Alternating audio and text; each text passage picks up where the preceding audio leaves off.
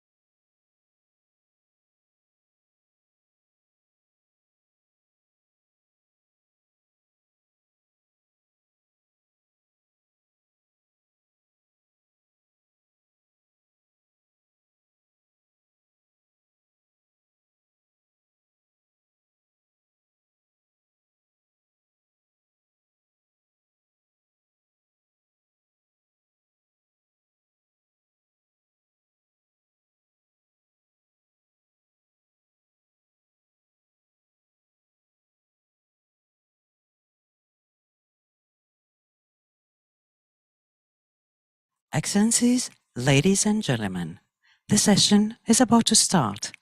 Please be seated. Thank you.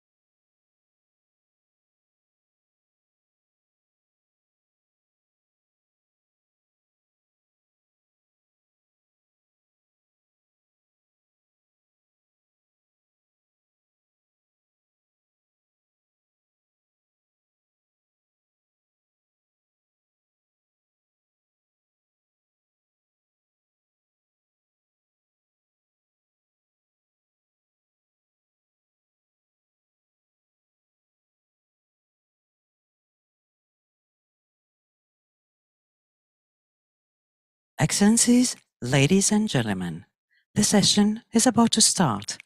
Please be seated. Thank you.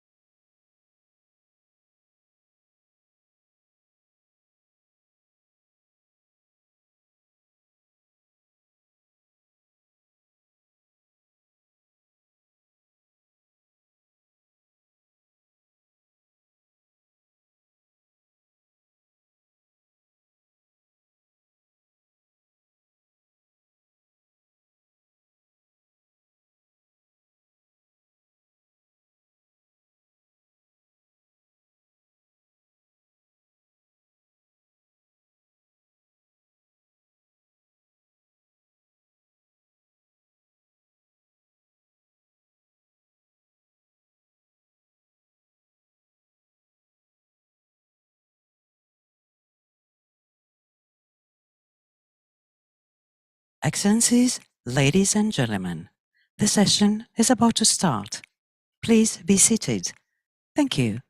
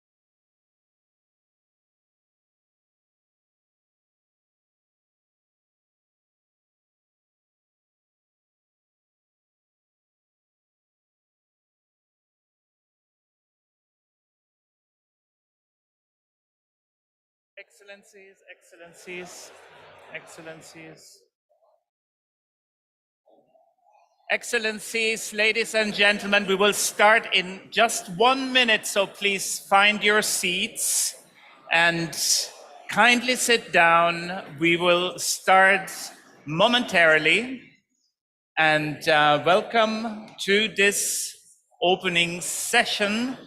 Please find your seats. Thank you very much.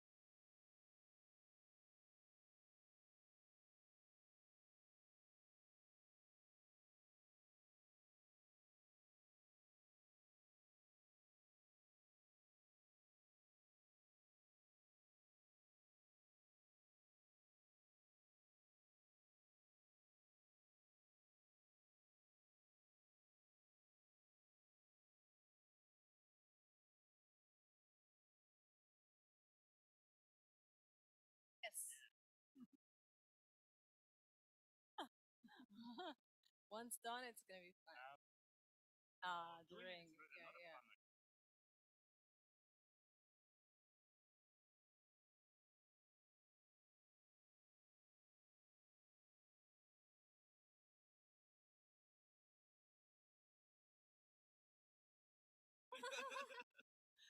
Girl. Yeah.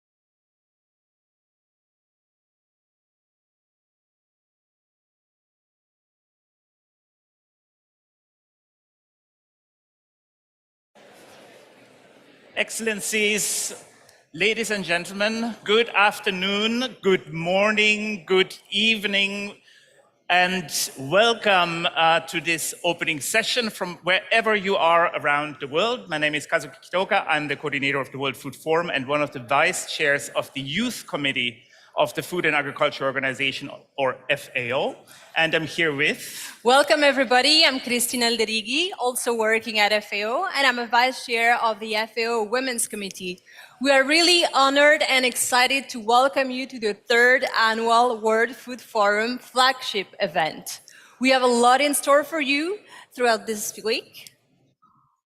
Absolutely. And actually starting immediately now in this grand opening, in which we have really a big lineup of distinguished guests that are giving their statements to this important plenary.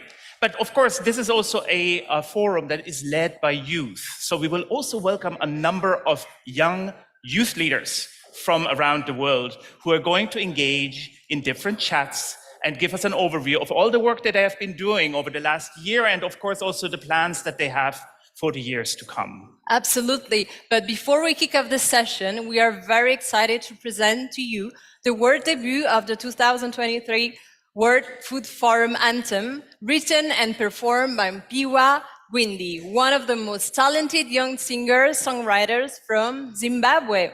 Welcome. Welcome, Mpiwa. Woo!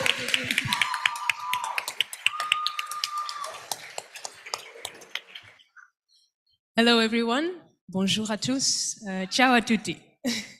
Je m'appelle Mpiwa, or my name is Mpiwa, and I am from Zimbabwe. I am an Afrofusion musical artist, and this anthem is a very special one. Having written and performing it in front of each and every single one of you is an honor, because this anthem talks about bringing all of us together in conversation to effect change, both young people, both older people. Everyone, in fact, is just young, in my opinion. However, I'm very excited to perform this song so that it can inspire each and every single one of you to use your passions to effect change, as well as to inspire others. So I hope you enjoy.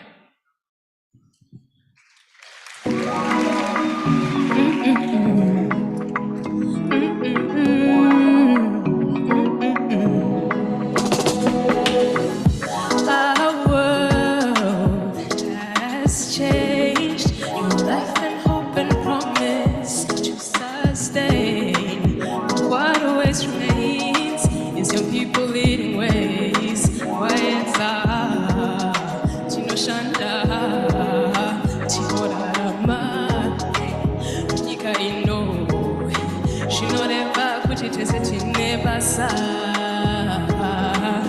La promesse, c'est de courager le monde entier. Notre responsabilité de créer l'égalité.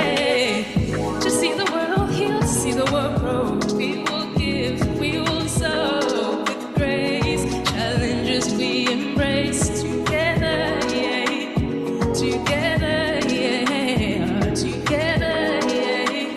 Together, yeah. Ensemble, yeah. On fait ensemble, yeah. Ensemble, yeah. On fait ensemble, yeah. Come on, I need you guys to like snap or clap. You guys are just watching. This is an upbeat song. In harder times, we break the chain and unify. Wichete chino kunda, chikapatana chino budirira, chiribadikia si chino kwanisa. Amsili kuti chiribanu benyasha. To see the world heal, see the world grow. We will give, we will sow with grace. Challenges we embrace together, yeah.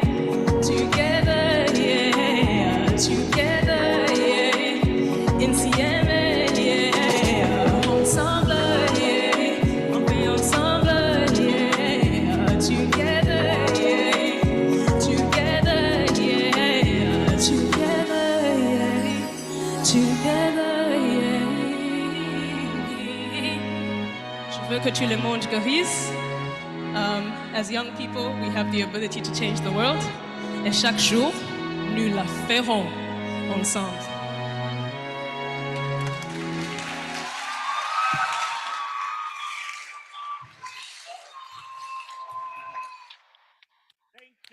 Thank you so much, Mpiwa. What a powerful anthem, and I think a great start to this opening today. And as we all know, today is also World Food Day, and earlier today, FAO hosted the annual World Food celebration and ceremony. And the entire forum this week is built really on this momentum that we started this morning, along with a culmination of many incredible initiatives, activities, partnerships, and all of the other things that are here with us and what we see created and growing through this year, 2023. Absolutely, Kazuki. But for those of you who are new to the World Food Forum, let me share with you a bit of our story.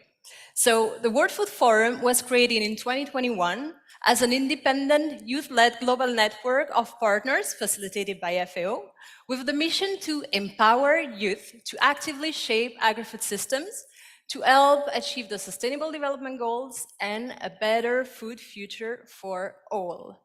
So it acts as a premier youth platform in global food governance and serves as a global think tank that fosters youth-led initiative, youth-led solution in innovation, science, technology, as well as in education and in agricultural policy. Yeah, that's right, Christina. And the World Food Forum also harnesses the passion and power of youth to identify solutions. It's really important to identify solutions. That's what we want to do, and incite positive action for this transformation in our agri-food systems. And since last year, the forum also incorporates two other really important fora.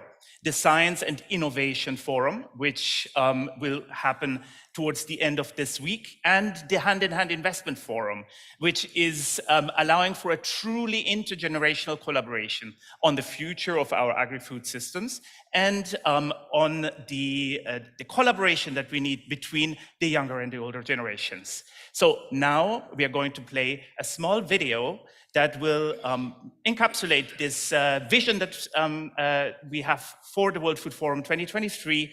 And yeah, video off. Video.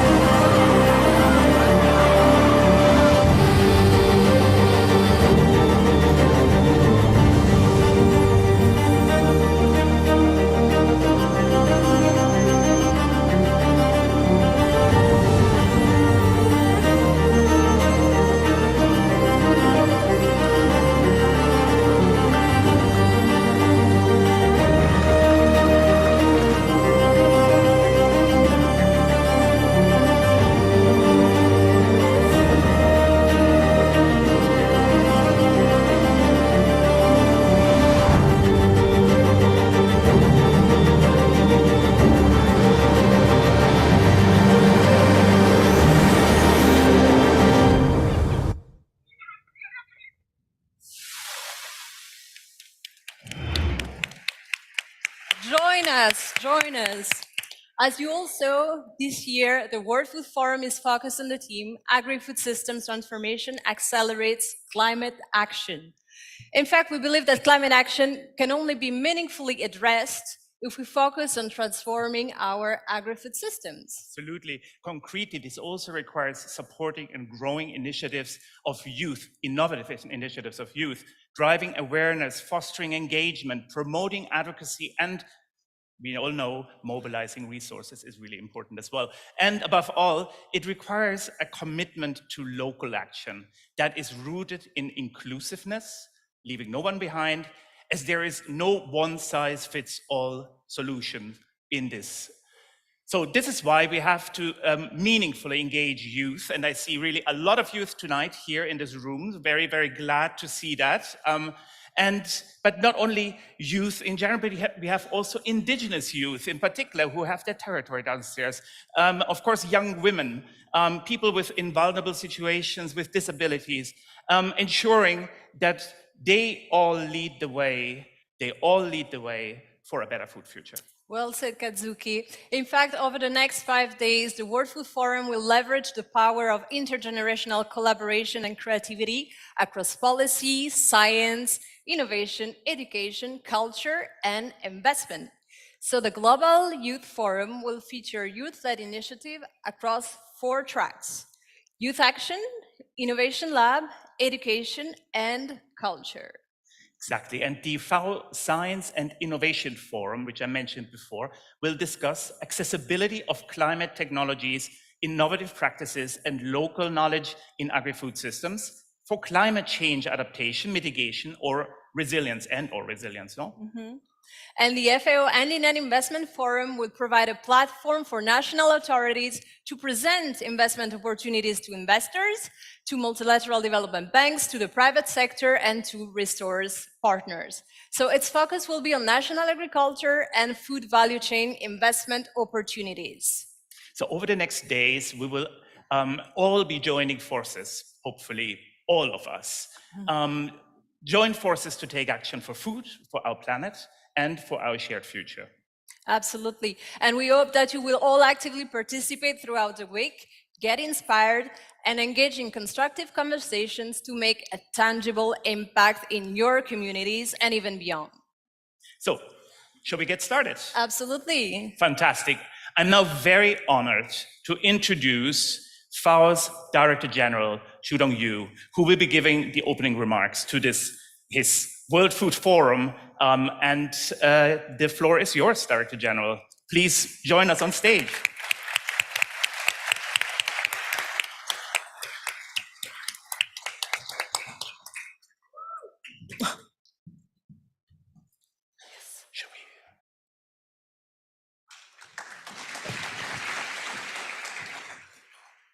Kazuki, moderator, or talk about young. Don't forget young at heart. First, we started the people young at heart. So, and the Excellencies, His Majesty King of Lesotho, President of Ireland, and the President of Iraq, President of Central African Republic, and also the Prime Minister of Tanzania, and the Prince of Jordan, and the Honorable Vice Minister of Italy. So all of you, dear guests and friends and young people, young friends, young at heart, and I welcome you all, and from Rome. Good afternoon from Rome, and I welcome you 2023 World Food Forum. This is the 3rd year of the forum, and already its momentum has grown exceptional good. From the 2021 to 2022, participation in the World Food Forum Week nearly doubled. And this year, the forum is even more robust and impressive, and it is truly a global movement. The World Food Day ceremony, which commemorated the establishment of FAO and the UN family, was held early this morning, and serves as the most appropriate way to kick off the World Food Forum, which brings us together for the whole week. I said this morning we used to only have a 1 hour talk, but now we're from 1 hour to 1 week. So increase at least 40 times more work we are going to do together with different intergeneration. We are talking about intergeneration gap. We should take some measurement actions to fill in the gap, build a harmonized among the different generations, among different background of agri-food systems, among different culture even. So we started the intergeneration dialogue across the continent, across the members, from the early stage of life. That's why the World Forum is become more and more attractive. Especially thanks goes to our host country, Italy, for their ongoing commitment and support to FAO. You know, all the newest facility for this conference, plenary hall, it was finished just before July. So after 30 years, now you didn't see the plastic earphone, was plastic old one. If we want to miss that, go to the New York, still have that old fashion of the plastic earphone. Yeah, that's for me, it's antique. Especially also thanks to all my colleagues who committed with their time, partial time, even some Sunday holidays, to make this event happening. World Food Forum started when I founded the FAO Youth Committee, UBIS Committee in 2019. Actually, yesterday there was an official day for rural women, October 15th. So I started FAO Women's Committee 4 years ago. Of course, it's a little bit 1 month early, we established the FAO Youth Committee. It was the first in the UN Special Agency. I established the 2 committees to get all the young and the young at heart on board, and also get all the women should be, on behalf of themselves and to make their voice to be heard. Not only for the staff, through this committee to access to the members. We know the global transformation of agri-food system, we need the youth and the women to take the ownership and the partnership together. They empower the youth and the women are building a dynamic, harmonized momentum and turning ideas into action. We are all here to continue the noble mission of this organization with a big platform, a package of solutions for impactful results. This year's World Food Forum theme is agri-food system transformation, accelerated climate action. Transforming agri-food system can and must be a central part of the global climate solution. Agri-food system provides food and assures the right to food of all of us. At the same time, agri-food system accounts for 1/3 of greenhouse gas emissions, increase environmental degradation. We urgently need to transform our agri-food system to become more efficient, more inclusive, more resilient, and more sustainable to address today's expectation for tomorrow. This ambitious global agenda requires comprehensive and collective actions.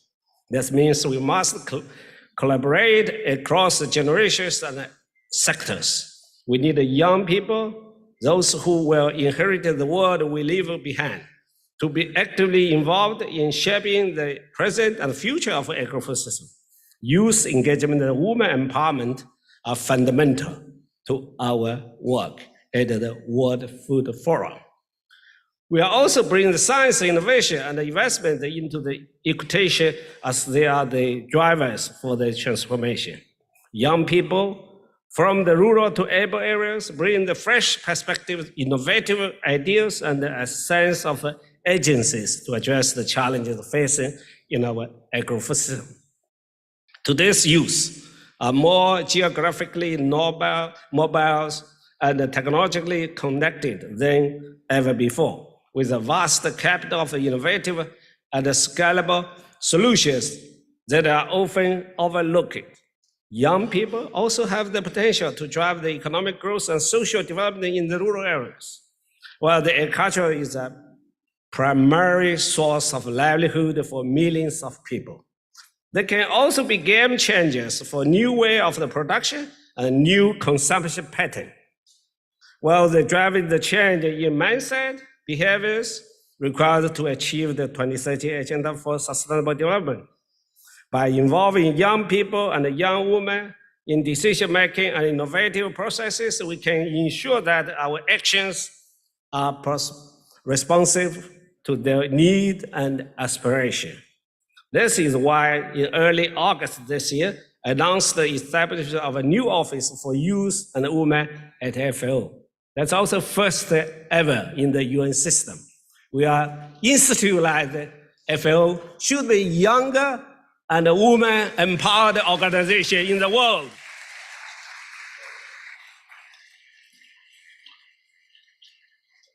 This office is a proposal to continue and further strengthen the interlinkage progress achieved thus far by FAO Youth Committee and the FAO Women's Committee and the World Food Forum in the years to come. When you have institutionalization reform, that will be last forever. If only the personal dependent, that will be dangerous to be changed easily. So that's why we need the constitutional, institutional empowerment of this organization, rooted in this organization.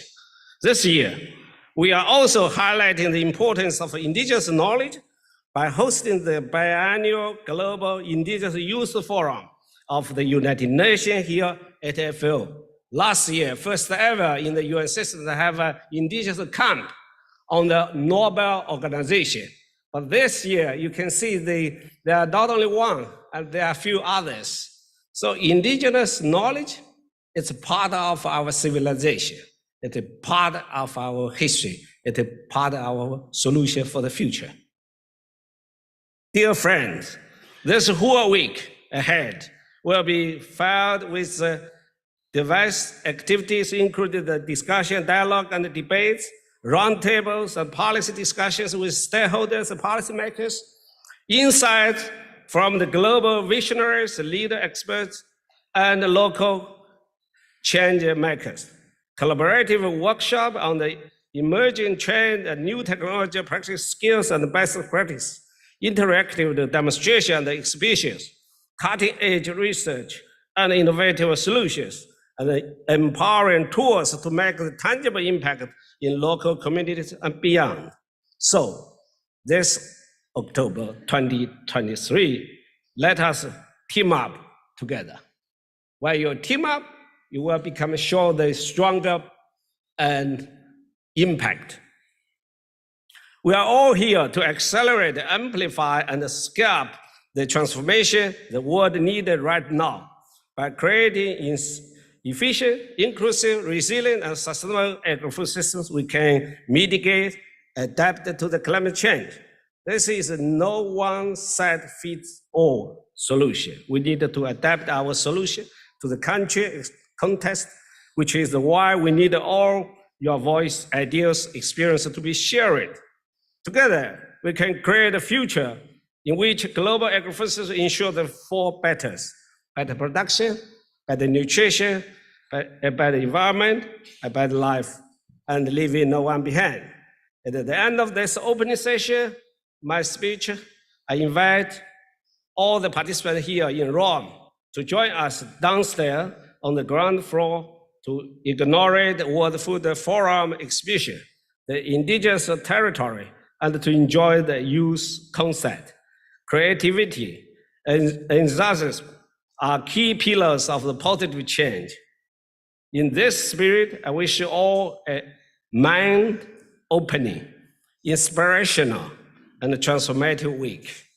I thank you. Let's enjoy and walk the talk. Thank you.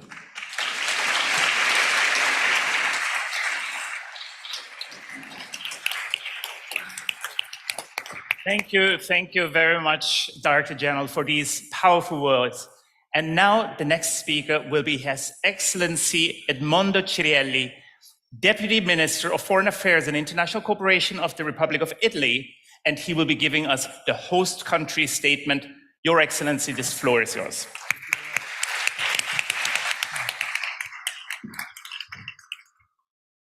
Buongiorno, signori presidenti, primi ministri, direttore generale della FAO, Mr. Chu Dong-ju, eccellenze.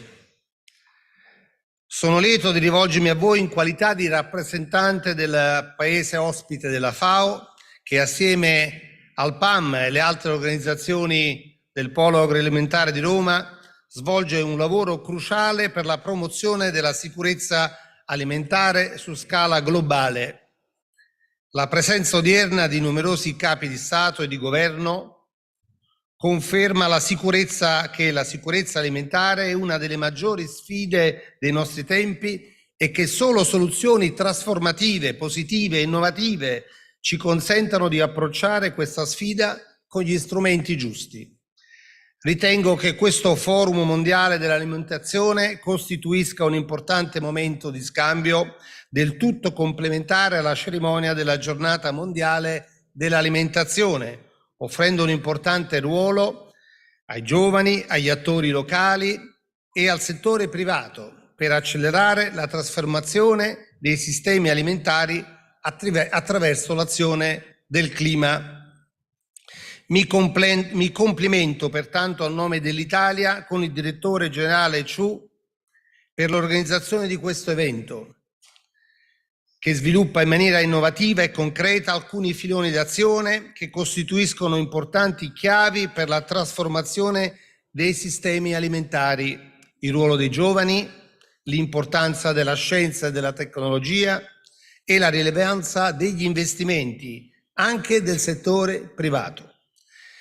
L'Italia pone tradizionalmente al centro della sua azione internazionale la sicurezza alimentare e la trasformazione sostenibile dei sistemi alimentari stessi. L'Italia ha da ultimo ospitato il vertice ONU sui sistemi alimentari +2, che ha costituito un'occasione di alto livello anche grazie a un'ampia partecipazione politica di 21 capi di Stato e di Governo e di ben 125 ministri, per riflettere sulle azioni ancora da compiere per trasformare i sistemi alimentari e garantire l'accesso al cibo. Vorrei sottolineare ancora un primo importante tema: il nesso tra sicurezza alimentare e clima. Dobbiamo aumentare e migliorare la produzione agroalimentare, ma dobbiamo farlo in maniera sostenibile, lavorando a queste soluzioni che consentono alle colture di essere più resistenti all'aumento delle temperature, ma anche promuovendo con soluzioni concrete, non ideologiche, filiere sempre più sostenibili che consentono in prospettiva di ridurre le emissioni in atmosfera. Si tratta di un tema che l'Italia sta articolando in stretta collaborazione con la presidenza della COP28. Ci tengo quindi pertanto a salutare la ministra emiratina Al-Meiri, a cui stiamo sviluppando di questo percorso anche in vista della COP28 di dicembre. Un secondo importante tema è il ruolo dei giovani.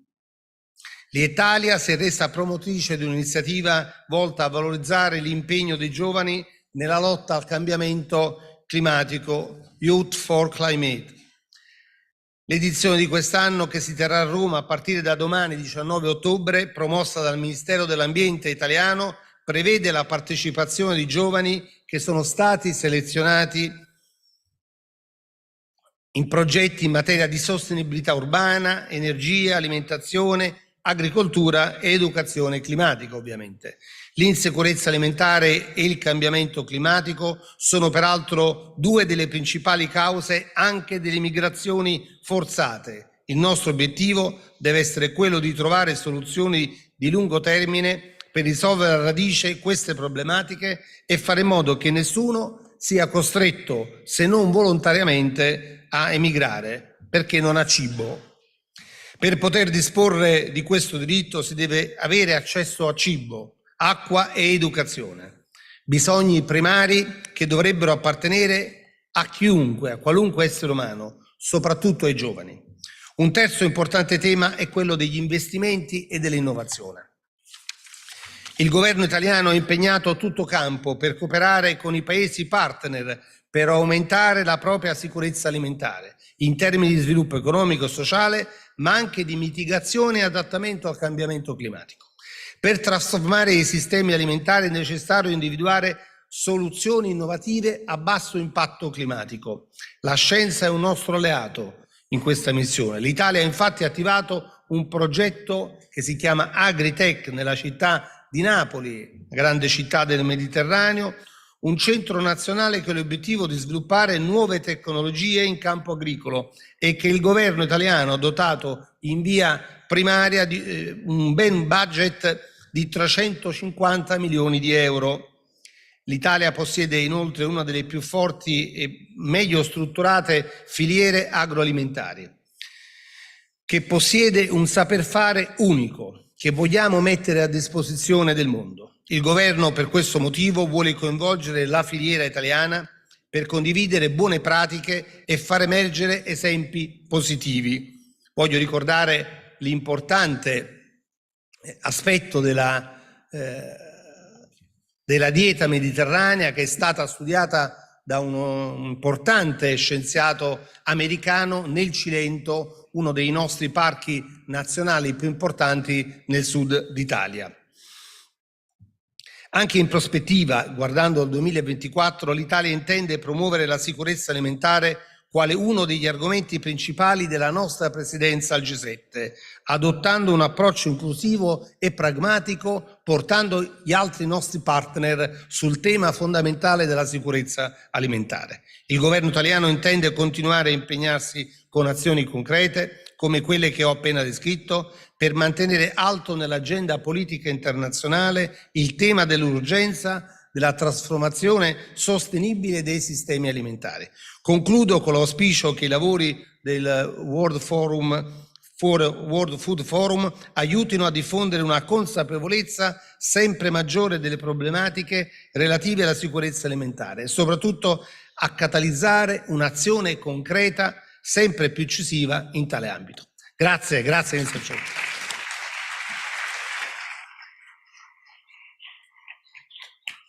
Grazie.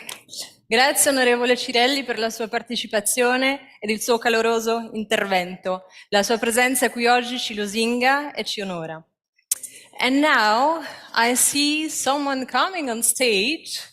I see Rachel Brown. I would like to invite Rachel, actually. Where are you? Oh, here you go.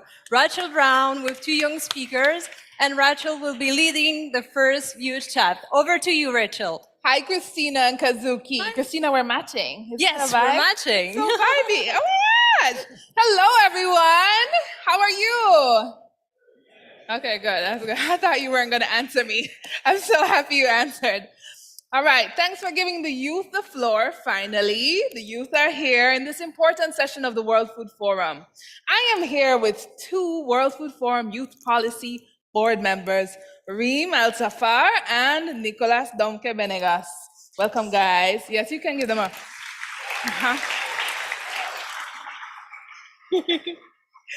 So, Nicolas, can you tell us a bit more about what motivated your interest in agri-food systems transformation and how you see it impacting the world in the future?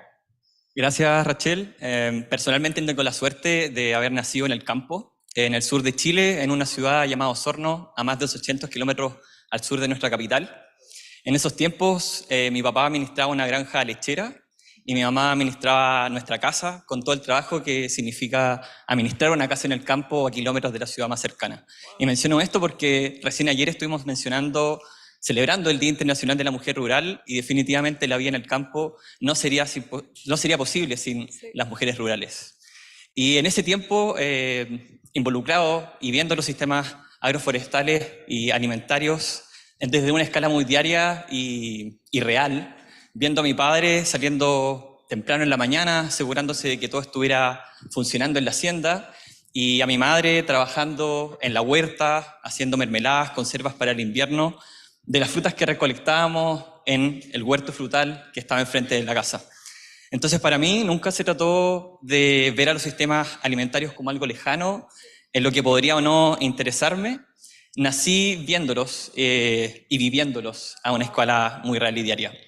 ¿Cómo me los imagino impactando en el futuro? Siendo parte de la Asociación Internacional de Estudiantes Forestales, IPSA por sus siglas en inglés, Soy parte del grupo de personas que se imagina a los sistemas alimentarios impactando de una forma sostenible en los medioambientes y la naturaleza, impactando y innovando no solamente en producción, acceso y consumo, sino también en la conservación y restauración de la naturaleza y su biodiversidad.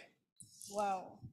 Entonces es algo muy cerca del corazón, ¿no? Algo muy personal, sí. Wow, wow, wow, wow. Qué bueno.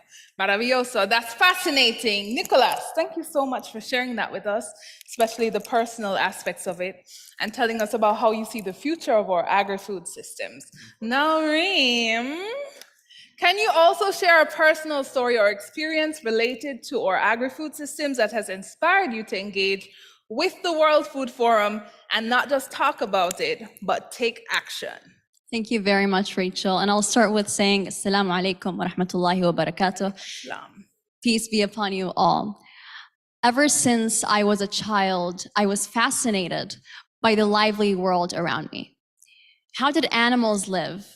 What made plants alive?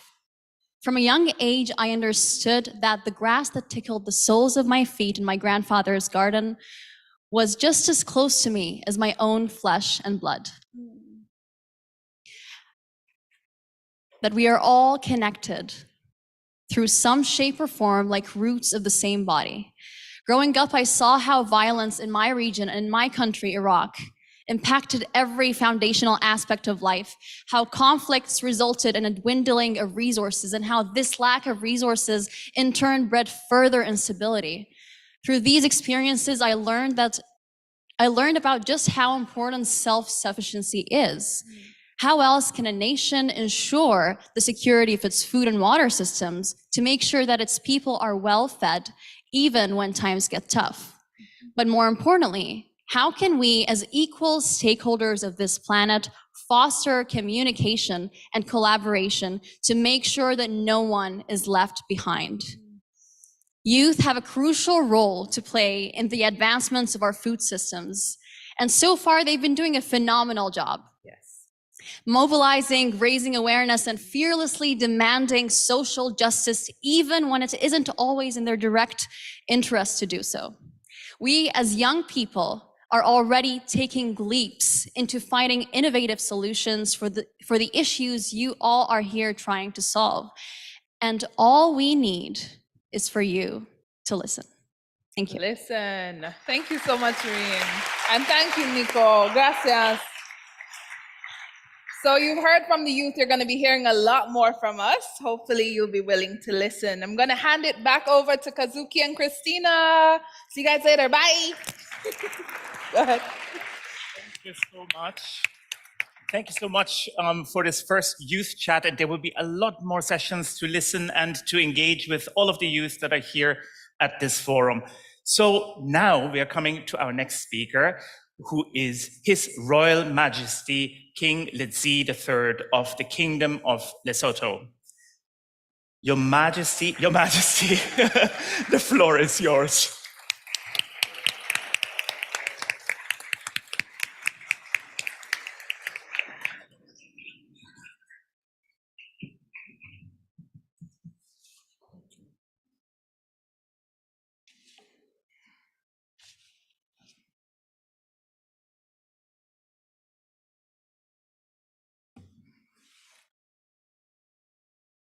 Your Excellencies, heads of state and heads of government here present,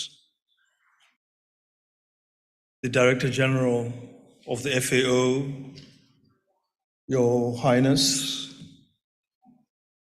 honorable ministers, distinguished delegates, ladies and gentlemen. It is a great honor and privilege to stand before you and speak at this very important event. I'm particularly grateful to see that this global networking event has integrated the youth. This is critical for fostering an intergenerational dialogue amongst agri-food stakeholders and finding lasting solutions for transforming agri-food systems to be more productive, resilient, inclusive, and sustainable. It is commendable that the FAO Director General, Dr. Xu Dongzhu, has decided to go beyond the traditional World Food Day celebration and is now championing this week-long global networking event. I'm also delighted that the event will showcase some of the global FAO flagship initiatives, such as the Hand in Hand initiative, that are meant to accelerate the transformation of the agri-food system. Lesotho, like many other countries, has joined these initiatives, and our presence at this forum will help bolster our resolve to implement such initiatives with vigor and with high spirits. It is my sincere hope that participating countries will seize this opportunity to build stronger partnerships and facilitate matchmaking between their respective public and private sector actors for accelerating transformation of the agri-food systems. Excellencies, ladies and gentlemen, as we gather here and follow the proceedings of this great networking event, let's continue to reflect on the systemic failure of our current agri-food system. They have dismally failed to achieve zero hunger and deliver unimpeded access to healthy diets for all. This is despite the fact that the world produces enough food to feed all the people that live on this earth. Yes, we appreciate the complexities of the agri-food systems and recognize that they consist of subsystems that are configured differently and driven by different objectives and incentives. These complexities notwithstanding, my plea is to call on all actors to work in concert for the transformation of our agri-food systems. Once again, I would like to thank the FAO for organizing this global networking event.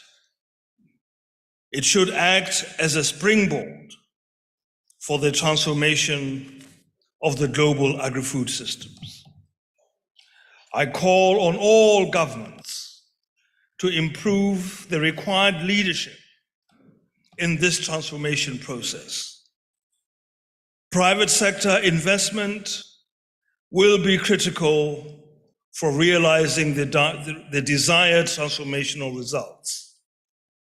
However, such private sector investment would be hard to come by if governments do not provide an enabling environment in the form of public investments, appropriate regulations, critical infrastructure, smart subsidies, and other incentives.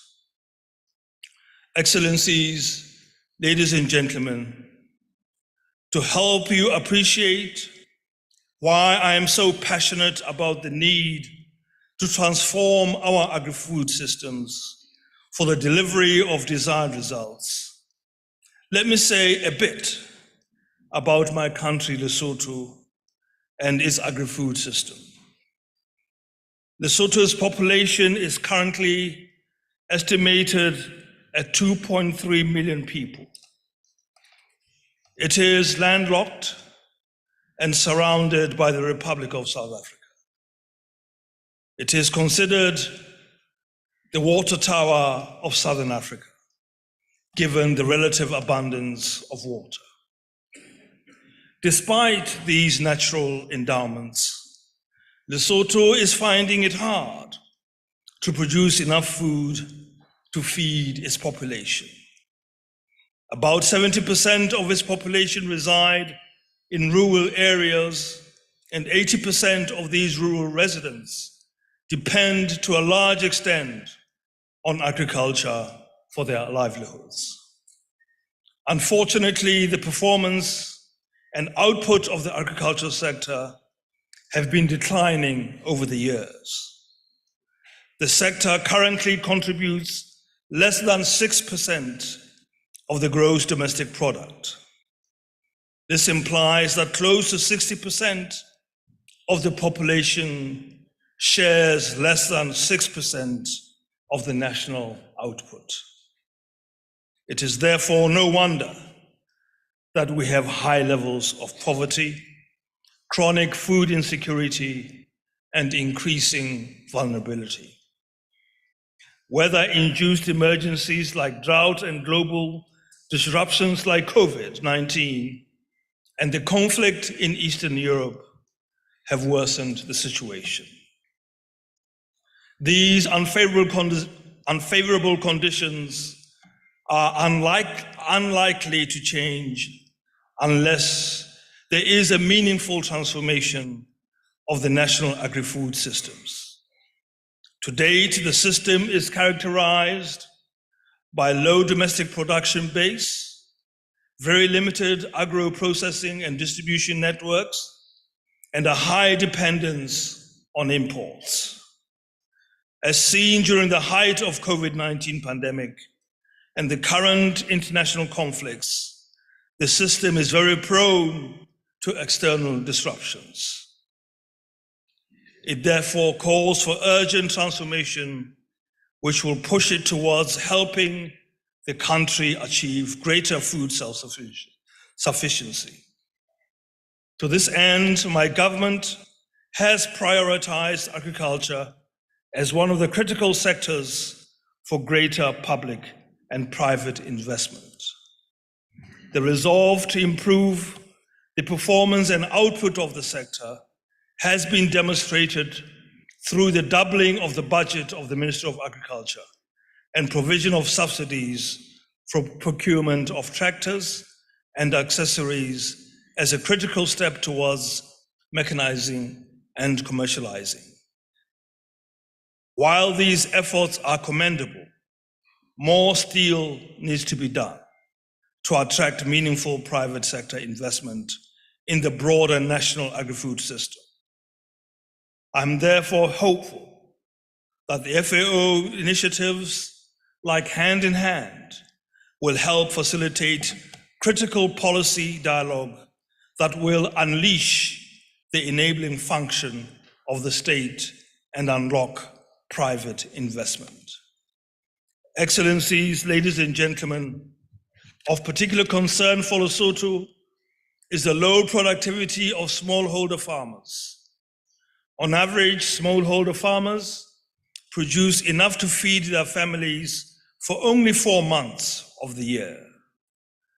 This predisposes them to chronic poverty and food insecurity. It is therefore critical that the country strives for smallholder inclusive agri-food value chain development.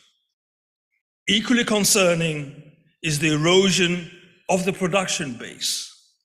High rates of social erosion and of soil erosion and broader land degradation are threatening the long-term sustainability of agriculture and endangering the prospects for major investments in the water sector because of increased siltation of rivers and other waterways. Major efforts and investments are therefore required to halt and reverse the high rate of land degradation. And this is the only path available towards building a resilient inclusive and sustainable agri-food system. Strong partnerships and collaboration will be key to achieving the desired transformation. Coordinated support from the development partners and donors could help accelerate the transformation process by addressing the identified technical gaps and facilitating innovations that can unlock the potential of the sector. Excellencies, ladies and gentlemen, let me end my statement by underscoring the fact that agri-food systems transformation is a complex process. No actor can single-handedly drive the process. It therefore requires greater partnerships and collaborative efforts between different actors. This event, therefore, provides a perfect platform for establishing and strengthening global partnerships in support of agri-food system transformation. In this regard, I call on all of you present at this forum to forge collaborative partnerships and work together towards the transformation of our agri-food system with a view to realizing the global targets of ending poverty, hunger, and malnutrition by the year 2030. I thank you for your attention.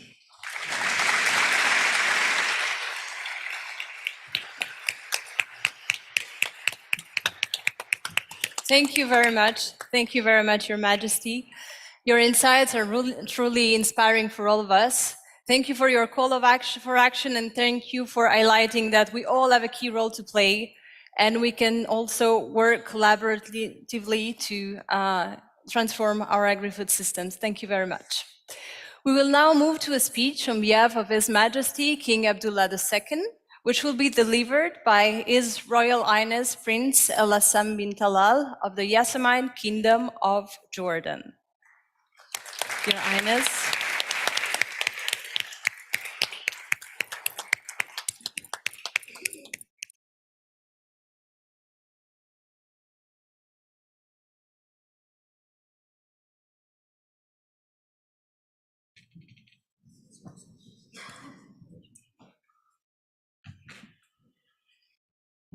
Well, dear friend,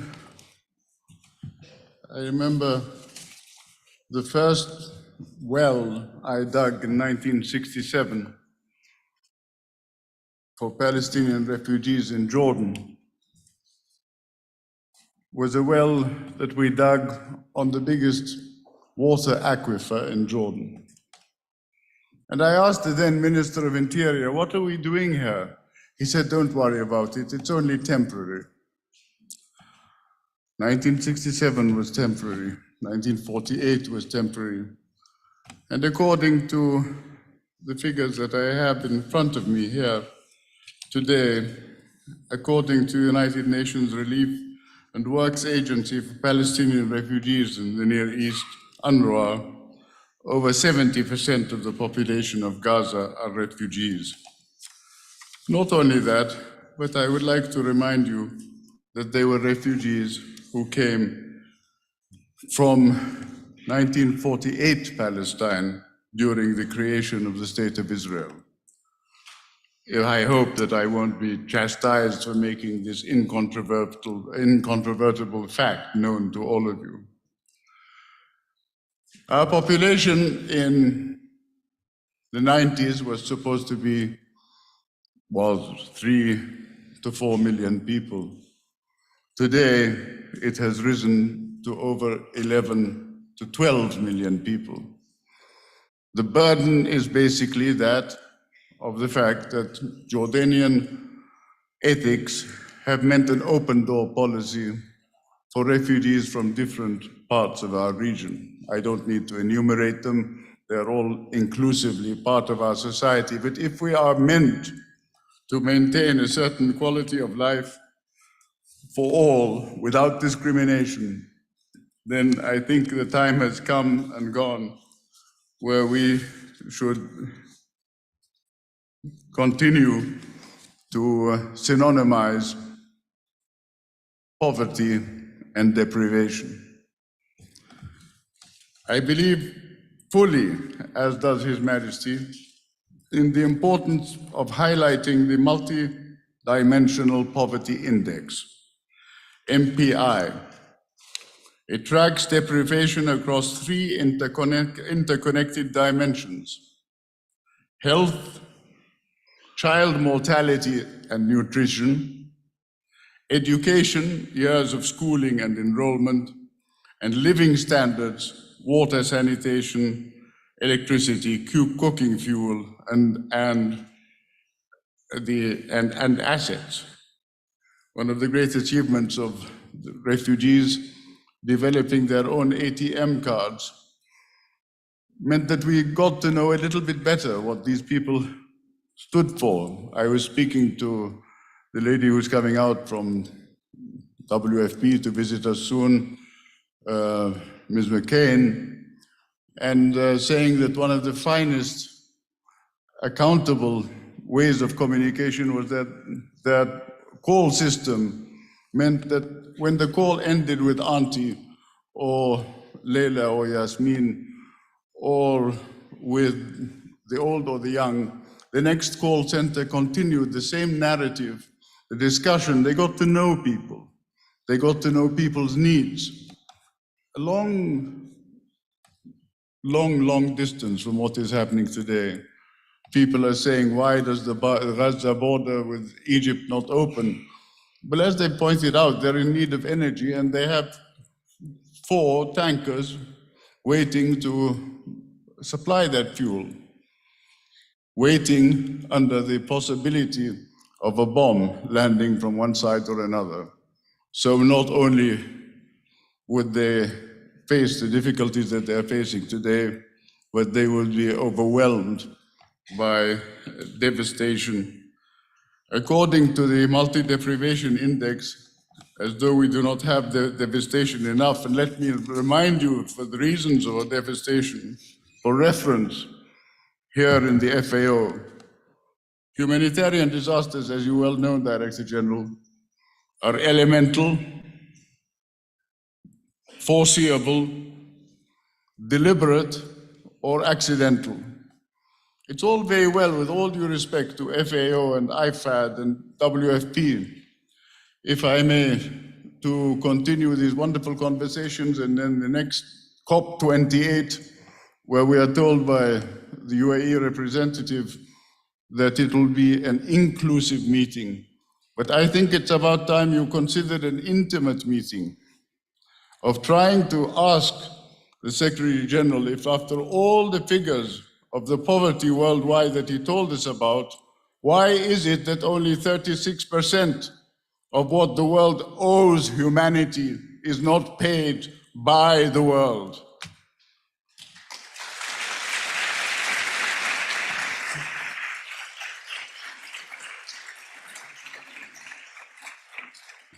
Current times have made us witness the continuous progress of artificial intelligence and technology in solving and addressing world challenges. So we are told, that we accept the whole story without questioning it, and who are we to question? 800 million people, however, are still suffering from hunger. I always say we have a lot of virtual intelligence. Isn't it about time that we developed some virtuous intelligence?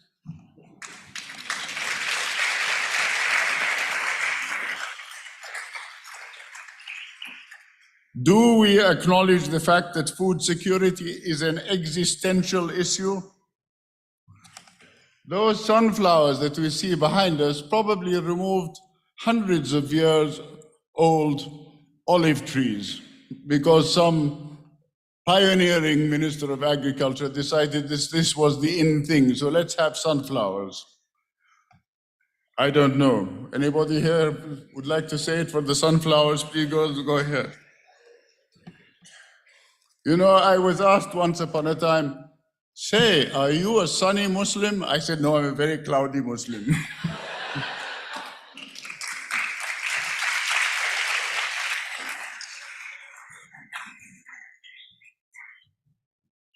The multi-deprivation index speaks of 1.3 billion people. 21.7% of the world's population live in acute multi-dimensional poverty, and half of them are children. I would like to leave you with one theme, and that is mentioned by the Director General a minute ago, and I believe that's what I heard. The water, energy, food, ecosystem nexus. We are working on this nexus, particularly as we host the Hydropolicy Center for the Muslim world. And I'm very happy that we are working on water basins for other countries as well as our own. The Wana region I come from encompasses, Wana meaning West Asia, North Africa, which is an extension of MENA, Middle East, North Africa, encompasses 20% of the world's acutely food insecure. I mean, it's all very well today that we're sending energy biscuits to the children in Gaza. I don't know how long you can live on an energy biscuit, but anyway, somebody should say it for biscuits now. The region is prone to temperature risk, precipitation variability, drought and flood, and will worsen during the changes in precipitation along the Great Rift Valley. From Antalya, where that horrible earthquake took place, our Italian friend referred, I think, to Derna, or was it the Vatican representative? From Antalya, well, 70, 80, 90,000 Syrians and Turks died. If they're not dying by natural disasters, they're dying by killing each other. I mean, you know, death is death. But there's a certain finality about the great African Rift Valley, from Antalya to Madagascar, the country that has been burnt to a crisp by the heating of climate change, and where most of the population have moved into Antananarivo because they cannot think of agriculture. So it's all very well speaking of sustainable agriculture, hydroponic agriculture. What did you say, the lady from the UAE planting berries in the desert? I don't mean to sound frivolous, but I think it is wrong to forget the human dignity dimension of everything that is happening.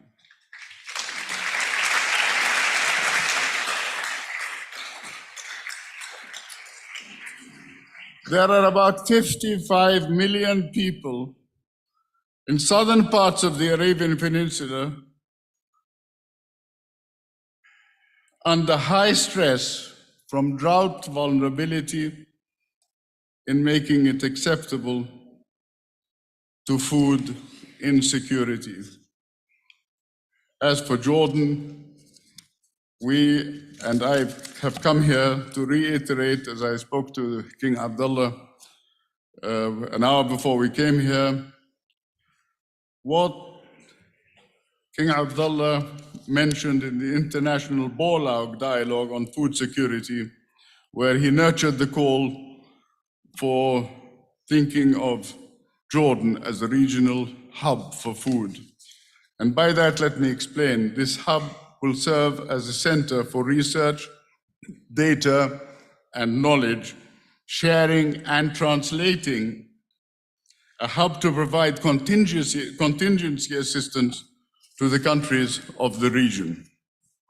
And if I may, I came from NATO Defense College on Friday. You see, I like to go into hot water. And I want to quote my friend Rolf Schwarz, who is now a senior advisor to the Organization for Economic Cooperation and Development, OECD, and a former political advisor for the Middle East and Africa. What he says about NATO today, I would say about the UN, Europe, ASEAN, the corporate bodies, regional bodies. Multilateralism is regional. The world has to hear from us what we think is going wrong with us, rather than telling us from New York and Paris how it should be.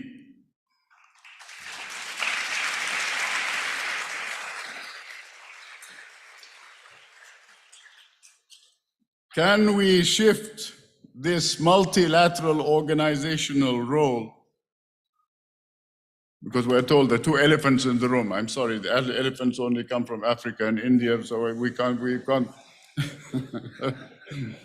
But the two elephants in the room are usually weapons and oil, energy, etc., and related issues. I don't know how the world can continue to face war after war, disaster after disaster, climate threats, the most hideous of suffering for children and women, and continue to wonderful, how wonderful we are, great men and women. I have served humanity in the small, modest way as I am, a miserable creation of my glorious creator. Since 1967, we started a humanitarian agenda in a call for an independent humanitarian order that goes wherever people say order, order, I see disorder. We want a humanitarian order with a heart and a mind. The biggest, longest distance in the world, ladies and gentlemen, is from here to here, but it's also back again. It's emotional intelligence, but it's also your will to say, as you said, as you left the podium, Director General, to walk the talk. But you can't put one step forward until you know where you're going. And we're not allowed to go out of our little playground because this is our specialization by those big elephants in the room. So I would suggest at the time to adopt a conflict prevention agenda, a civilian wing of our military thinkers. The Military Security Council, Military Staff Committee has not met since 1949. War is too important to be left to the military, to the generals.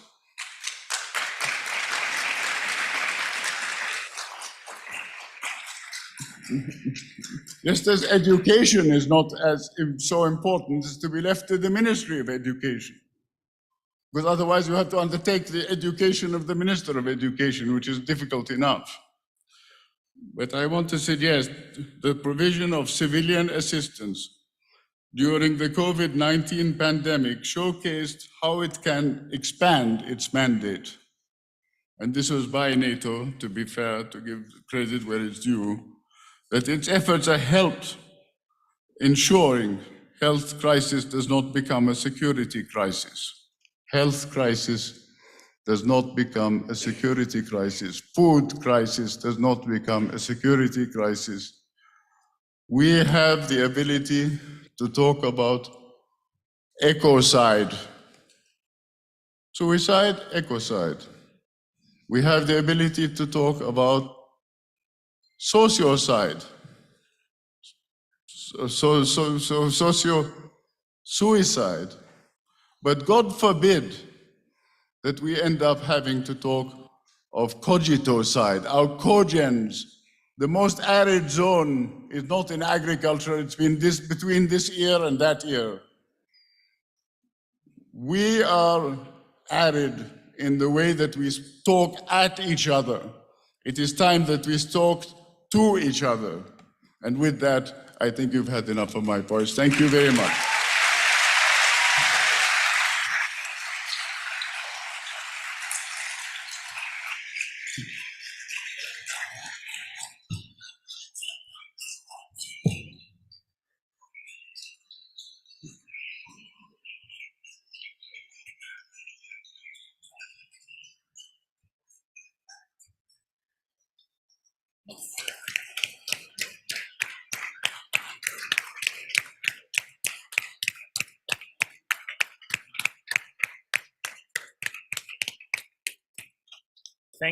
Thank you so much, Your Royal Highness, for conveying His Majesty's powerful address.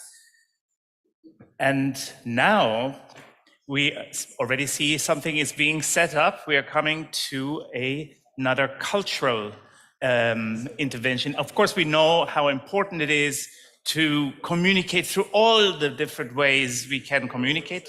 And culture is an important one, and youth culture is a particularly important one. What do you think, Christina? Absolutely, absolutely. And it's good to see that there's enough space in this forum to really present and promote culture, which is one of the 4 tracks that we have. So I hope that everyone will be following all the activities, including the one related to culture. Absolutely. And so while we spent a lot of time this week discussing policy, science, innovation, investment, culture has a huge role, as we know, and this is why we are now welcoming to the stage a very important group.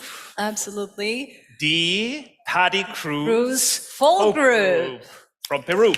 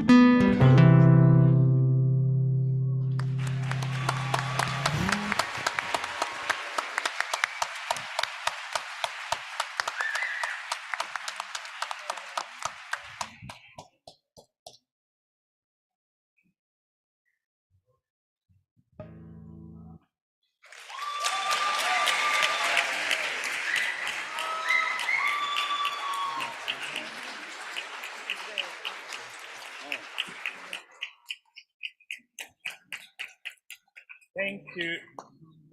Thank you so much. Paddy Cruz Folk Group.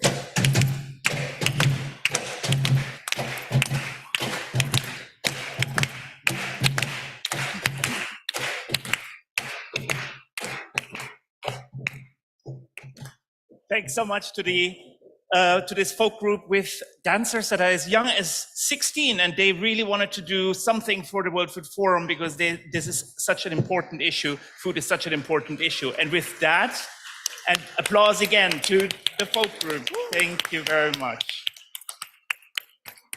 And with that, we come to the next speaker and hands the stage over to His Excellency Michael D. Higgins, President of Ireland. Mr. President, the stage is yours.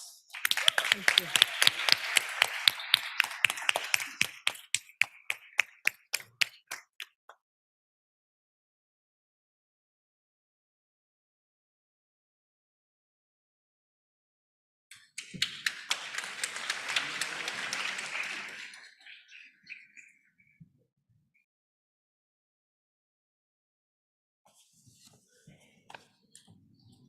I have to say that it's a rare privilege to have heard speeches as authentic as we have just heard from, for example, His Majesty from Lesotho describing the circumstances of his people. But I also think that Prince Benazant Halal from Jordan's speech is much more than a speech. It is an invocation for truth, for us to be real, to deliver authenticity in relation to what we stand for, in relation to the morality of politics and international affairs. And I thank him for his reminder, and particularly for the vision of the world that he represents. I'm delighted, of course, to have been asked to be part of the World Food Forum and to be meeting here at the Food and Agricultural Organization of the United Nations. For this forum is of immense importance, focused as we all know now, food security, and you have heard it so often, the necessary transformation of our agri-food systems so that they may be fit for purpose to address urgent current challenges, and indeed the different interacting crises that we have. But in the spirit of the speech that you have heard, and particularly from Prince of Jordan, I would just say this. It is very important that we say that changing the transformation in food systems is not about adjustment, no more than the destruction of our planet in relation to existing industrialization models is not about adjusting. It is about changing, and it requires making a significant commitment to original and new thinking. That's why I repeat what I said this morning. It would, in my view, be absolutely disgraceful to simply ask coming generations to repeat our mistakes. And equally, I say also, I'm not so certain about this intergenerational difference, because there are very many older people whose hearts have been broken at our failure to deal with, to achieve equality, to end hunger, and to make a world that would be characterized by cooperation rather than by conflict and war. We must address the dysfunctionalities, yes, that are not sufficiently recognized regarding the delivery of food, where success in production is often defeated by costly transportation. The issues of ownership of seeds, fertilizers, tools of production, and their distribution, obstacles to the migration of science and technological innovations. Questions surely about the lending policies of the financial institutions cannot continue to be ignored. We ask people who have suffered from COVID and people who are suffering from poverty and from food nutrition deficiencies, we ask them to finance loans. In so many countries, what they pay in servicing loans exceeds what they're paying in public health and education. We know that some of Europe's largest lenders assisted fossil fuel companies to raise more than 1 trillion from the global bond markets since the Paris Climate Agreement. That is a test of authenticity. We must face up to these sobering facts, facts which illustrate the dysfunctionality of our current food system. How half the world's over 8 billion population are defined as malnourished. How 2 billion people are experiencing undernutrition. How over 2.5 billion people consume low-quality diets or too much food, while 3 billion people could not afford a healthy diet. Yet 1.6 billion tons of primary food production are wasted each year in what are described as developed countries, where obesity levels continue to spiral. Such food wastage results in an unnecessary carbon footprint estimated at 3.3 billion tons of CO2 equivalent emissions being released into the atmosphere each year. The total volume of water used each year to produce food that is lost or wasted, 250 cubic kilometers, is equivalent to 3 times the volume of Lake Geneva. Similarly, 1.4 billion hectares of land, 28% of the world's agricultural area, is used annually to produce food that is lost or wasted. Those countries known as developing countries suffer significant and avoidable food losses during agricultural production, while in middle and high-income regions, it is food discarded at the retail and consumer levels that is contributing to food waste. Our agri-food systems are broken, not fit for purpose, causing our planet harm, leading to food dependency, food insecurity, and hunger. So we have to tackle two: food speculation in crops, especially in wheat production. While recent volatile prices for crops are certainly a result of geopolitical movements and exacerbated by war, as well as weather forecasts, these variations have been exacerbated, as I have said, as studies of recent famines show, by excessive financial speculation, a speculation that is affecting also transparency as to reserves held around the world. Food storage must be addressed. The overconcentration of wheat reserves, for example, among just a handful of nations must be tackled. China now holds over half of all wheat reserves globally. The European Union plus 7 countries, it goes over 80%. Excessive stockpiling is driving up international food prices, having devastating consequences for poorer, food insecure nations. We need what is little less than a new departure in all of this with regard to food production models, one that deals with local realities, one that benefits from evidence from below, emerging from the new empirical peer-reviewed anthropology guided by the new African scholars, for example. Such a model offers a transparency as to what is happening and being received, and a security that a complete dependency on the market indicators of the international food value chain can ever offer. Yet it is those indicators on the market that we transact, rather than the experience of the hunger and shortages that are there. To bring new models into being, ones that can serve the diversity of our needs and sufficiency in a sustainable way, requires a recognition of the flawed assumptions upon which our current model was based. And this will be very, very difficult to achieve. And I salute those who have worked for that in adverse circumstances. There are assumptions which have a history guiding what brought us to destruction in our planet. From an early emphasis on the subjugation of nature came the imposed hegemonic idea of progress, followed by modernization theory, evolutionist development theory, such as that outline, and indeed led by the Princeton studies of the 1960s that I studied myself in the United States.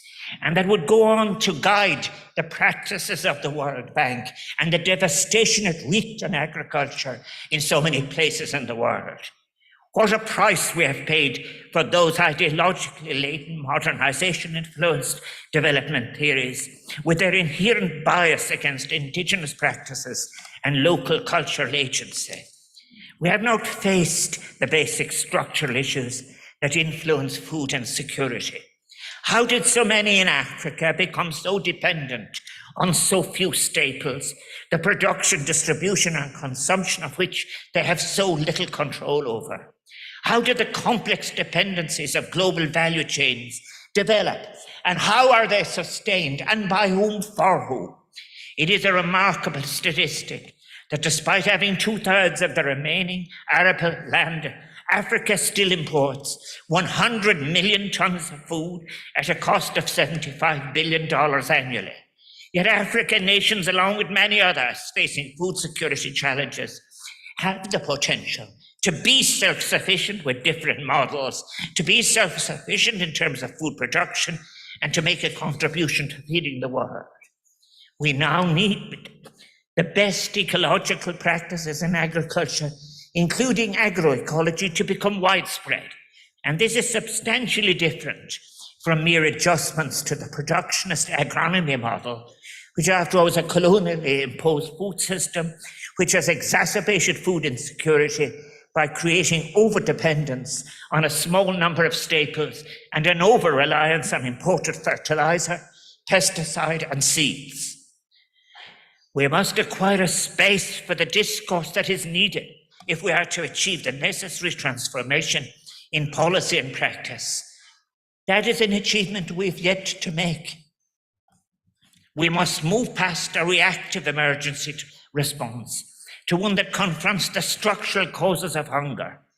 A humanitarian response is, of course, urgent, essential, is so welcome, but it is not sufficient. The underlying failure, some structural, but some sourced in the inadequacies of the multilateral institutional architecture, are disrupting global food supply and must be addressed. The global humanitarian response must not be distorted to functioning as a mask that serves to cover for the continued neglect of the structural sources of food insecurity. Yes, increasing food production in an appropriate way for our growing world population must be undertaken as urgent. But what is crucial are the addressing of the social structures in which that increase in production and distribution of food is achieved. We have had a limiting over-focus on food productivity, food volumes, and yields. This has led to a simplification, and we must move beyond it if we are to tackle the root causes of food insecurity. It is a fundamental issue as to where food is produced, what is produced, how it is produced, and with whose participation. A range of staples high in nutrition can be produced in the regions where they are needed and make unnecessary the practice of long, hazardous transport routes and supplier monopolies. Agroecological models, too, can contribute to showing us a pathway from dependence and insecurity towards a decolonized agronomy. We must make concerted efforts to ensure the removal of barriers to diverse agricultural developments in food insecure regions such as Africa, if we are to unlock its vast potential.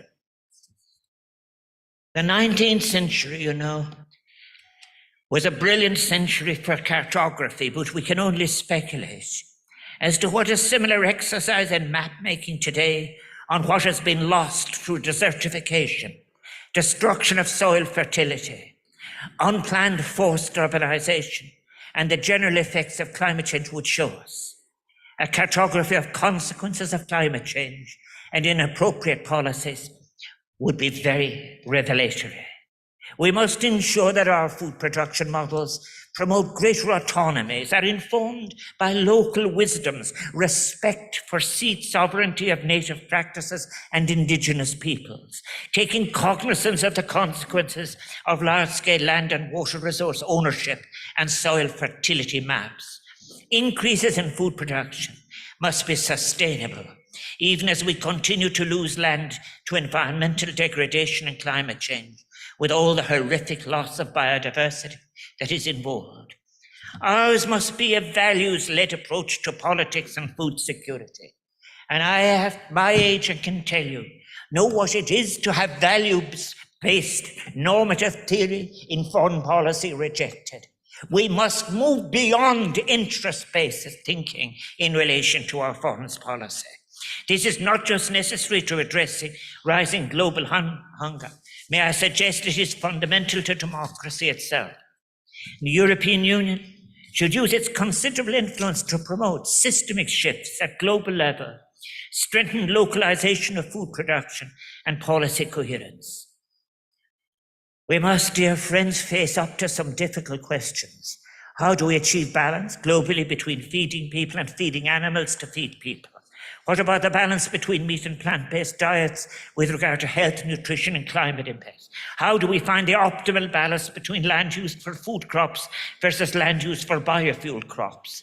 What are the cultural implications of changes in land use? Let us this week imagine a world where, as that seminal 1972 report, The Limits to Growth, commissioned by the Club of Rome remarked, each person has an equal opportunity to realize their individual potential. A world where, as writer and practitioner Glendinning puts it, the food needed for healthy diets is produced, managed, and distributed in ways that do not harm the environment, ways that can begin to not only go somewhere towards repairing the damage done, but halt ongoing environmental degradation. I have advocated and advocate again the use of old tools abandoned and with colonial departures, the tools of anthropology for a new purpose. The purpose of the new anthropology will be to see how the consequences of climate change are being experienced, how interventions are being experienced, how whether they're succeeding or not succeeding, how strategies of intent will facilitate citizen involvement, inclusion, rights of women and children. The pursuit of resilience in our food systems may help us to see beyond disagreements and to begin resolving conflicts. The growing convergence of food systems and climate diplomacy should prompt us to overcome competing and wasteful silo approaches in multilateral diplomacy and to recommit to the United Nations 2030 Agenda and the Sustainable Development Goals. Our collective shared blueprint, after all, for a sustainable world and a secure humanity. I so wish the World Food Forum and all of its participants every success. My great gratitude to you for listening to me. Mille buikas thank you.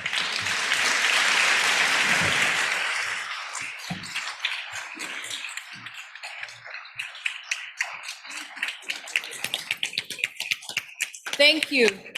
Thank you very much, Your Excellency, for this powerful and truly inspiring words. Thank you. It is an honor to have you here throughout the whole week. Thank you very much. And now it's time for another youth chat. So I see Lisanne van Odsterhout with two young scientists. So Lisanne, the floor is yours. Thank you. Thank you, Christina, and also good afternoon to everyone here. Indeed, with me are two amazing young scientists, Isnawata Hidayah from Indonesia and Ana Luisa from Brazil. And Isnawata, I would like to start with you. As a young mother in the field of science, what do you think is urgently needed to transform the current state of our food systems? Okay, thank you for the great question, Lisanne, and good afternoon, everyone. Today, we stand before you representing the young scientists worldwide with a heavy heart, and a profound sense of urgency. Now is the time when we must confront a stark and uncomfortable truth that is too often swept under the rug. Science, especially from the perspective of young scientists, the very beacon of progress and hope, is often being neglected by the policymaker worldwide. It is a truth that should stir our soul, and then for it is a matter of life, death, hope, and despair. We currently face the dysfunction of agri-food system, which contribute to the climate change and food insecurity that has persisted across generations. The impacts knows no border. We may gather here for our nourishing meal, while our friends elsewhere might struggle to afford even the most fundamental food. As a young mother in the field of science, my daughter 3 years old, and Anna and I gaze at my baby every night. We are filled with fear and concern, pondering whether, if we take no action at this moment, they will confront the harsh consequences of climate change in the contemporary world where hunger and poverty, I call it as double burden of deprivation, have become distressing trends in the future. Who will take the responsibility? Who shall bear the weight to blame the bear? Is it anyone with the privilege watching from afar? Or us with our fortune who sees these scars? Or is it the authority wielding its might with the power to change, to make things right? The urgency of our mission cannot be overstated. The time is not limitless resources, and our challenges are pressing. To address them, we scientists co-create and learn from people, community, and diverse walk of life. Working in isolation is not an option for sure. We open the doors for collaboration with multidisciplinary areas for a solution to complex problems often lie in the intersection of different fields. Thus, we must trust in the power of science, armed with data, fortified by knowledge, and emboldened by the courage to change. Our action today will shape the world where our children will thrive or falter. We must carry this responsibility with utmost reverence and care. So that's all. Listen. Thank you, Isnawata, for these words. And yeah. Impact knows no borders. I love that one. And now I would like to turn to Ana Luisa from Brazil. You are also part of the World Food Forum Young Scientists group. And Ana Luisa, you're also a young mother and have been working in the field of science and research for a long time. How do you think we can use the potential of science and research to transform our agri-food systems? So thank you for your question, Lisan. As young scientists, we are inspired by this challenge of transforming agri-food systems to create a better world for everyone. But to make this revolution a reality, besides relying on evidence-based science, I want here to emphasize a few crucial points for us to consider. First and foremost, let's fully embrace diversity and cherish the rich perspective it offers. Recognizing and valuing these diverse viewpoints can pave the way for the development of innovative and highly effective solutions. Second, learning from diverse researchers and forming strong partnerships are vital to our journey. Collaboration is our driving force because complex issues often require collective and interdisciplinary efforts. And we must listen carefully the voices of people and communities, so co-creating science in this process. So we are, as young scientists, we are already learning valuable lessons from the past, and we dare to take action now. And when we do so, we are mindful of our responsibility to the next generation's well-being, including my baby, my son. Thank you very much. Thanks a lot, Ana Luisa, also for your powerful words, and I think also actually for both of you, maybe some in the room here with children themselves might recognize some of these words. And I would like to thank both of you for your answers and would now give the floor back to Kazuki, and over to you, and yeah, Christina as well, of course. Thank you. Thank you so much for this insightful conversation. Et maintenant, Excellences, Mesdames et Messieurs, j'ai le grand plaisir d'accueillir Son Excellence Faustin Ochange Touadéra, président de la République centrafricaine. Monsieur le Président, la parole à vous.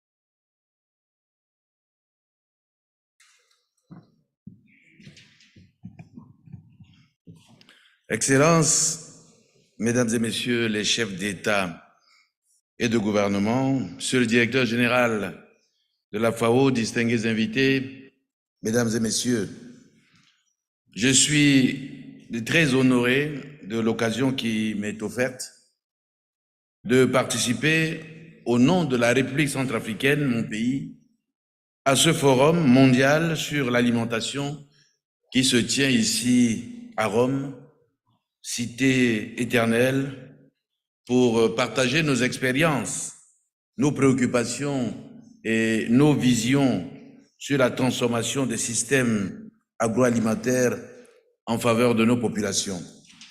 Je tiens d'abord à exprimer mes remerciements et ma gratitude aux autorités et au peuple italien pour la qualité légendaire de l'accueil.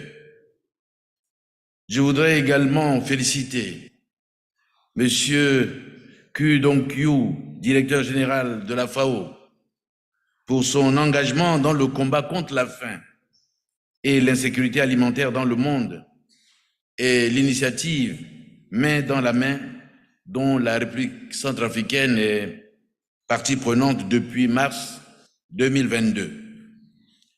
Ce processus novateur qui offre davantage d'être une plateforme d'intervention agricole basée sur l'utilisation de technologies avancées en vue de mobiliser des investissements internationaux et des partenariats avec les entreprises s'inscrit dans la droite ligne de processus de tokenisation des ressources naturelles et agricoles adoptés par le gouvernement en vue de canaliser le maximum de financement extérieur en limitant les contraintes des circuits financiers traditionnels.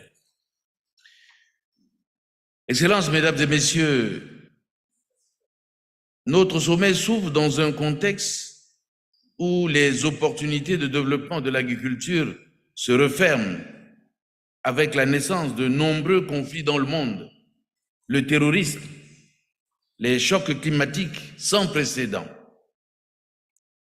Le thème retenu pour la journée mondiale de l'alimentation que nous célébrons ce jour, à savoir « L'eau, c'est la vie, l'eau nous nourrit », ne laisser personne de côté, est prometteur pour l'avenir de l'humanité. Cependant, les tensions géopolitiques exacerbées par les guerres et la polarisation du monde, l'accroissement rapide de la population et le développement économique affectent négativement ces ambitions sur lesquelles le monde entier s'est mis d'accord en faveur de la sécurité alimentaire pour tous. L'eau devient donc une denrée rare et de plus en plus la principale source de conflits dans le monde, en particulier entre agriculteurs et éleveurs. En effet, seulement 3% de l'eau est potable et l'agriculture à elle seule sollicite 72% des prélèvements à l'échelle mondiale. Il existe une compétition entre son utilisation pour le développement et sa consommation humaine. Si aucune mesure n'est prise maintenant par les pays nantis, nous aurons à choisir entre mourir de soif ou baisser la production. En Afrique centrale, l'assèchement accéléré du lac Tchad, l'une des plus grandes ressources en eau douce, assurant jadis la survie de plus de 30 millions de personnes, accentue l'insécurité alimentaire, nourrit les sempiternels conflits entre agriculteurs et éleveurs et le terrorisme. C'est pourquoi nous devrions tous travailler à définir des moyens plus judicieux pour l'exploitation des ressources hydriques, aussi bien pour la consommation humaine, les productions agropastorales et les industries consommatrices de l'eau. Excellences, Mesdames et Messieurs, la République centrafricaine est l'un des pays du monde où l'agriculture est un secteur clé de son économie, mais dont la fragilité économique contraste avec l'abondance des ressources naturelles et la fertilité de ses écosystèmes. La faiblesse des infrastructures de développement, les vulnérabilités au changement climatique, la suspension des appuis budgétaires par les partenaires sur fond de tensions géopolitiques entre les grandes puissances, la volatilité de la situation sécuritaire nourrie par l'embargo sur les armes imposé par les Nations Unies depuis 10 ans, Les difficultés d'accès aux intrants et aux outils et équipements agricoles modernes ont accentué les défis de l'agriculture centrafricaine. Les cultures vivrières occupent 663 000 hectares et sont présentes dans presque toutes les exploitations agricoles. Plus de 15 millions d'hectares, dont seulement 0,7 millions, sont mis en valeur chaque année, conséquence d'une faible densité démographique. En dépit des vastes terres irrigables et la grande disponibilité des eaux de surface, mon pays n'a pas encore amorcé l'utilisation intensive de l'eau potable dans les productions agricoles. La superficie irriguée est de 635 hectares, dont 500 en culture de contre-saison et 135 hectares en maîtrise totale ou partielle de l'eau, dont 69 hectares effectivement cultivés dans les périphéries de Bangui, la capitale. Toutefois, notre ambition en cette période de relance des secteurs productifs est d'emblaver 6 millions d'hectares avec des aménagements hydro-agricoles pour une meilleure maîtrise de l'eau. Nous comptons sur l'assistance technique de la FAO et des autres partenaires pour mobiliser des ressources pouvant nous permettre de collecter 837 milliards de mètres cubes d'eau de pluie qui se déversent chaque année sur notre pays et les utiliser à des fins agro-pastorales, d'installer des réseaux d'irrigation goutte à goutte pour au moins 2000 hectares des aménagements hydro-agricoles pilotes pour les zones périurbaines afin d'éviter le gaspillage d'eau par les méthodes d'irrigation par aspersion, de construire 200 hectares de serres pour faciliter la recherche et la production de semences de haute valeur génétique adaptées au changement climatique.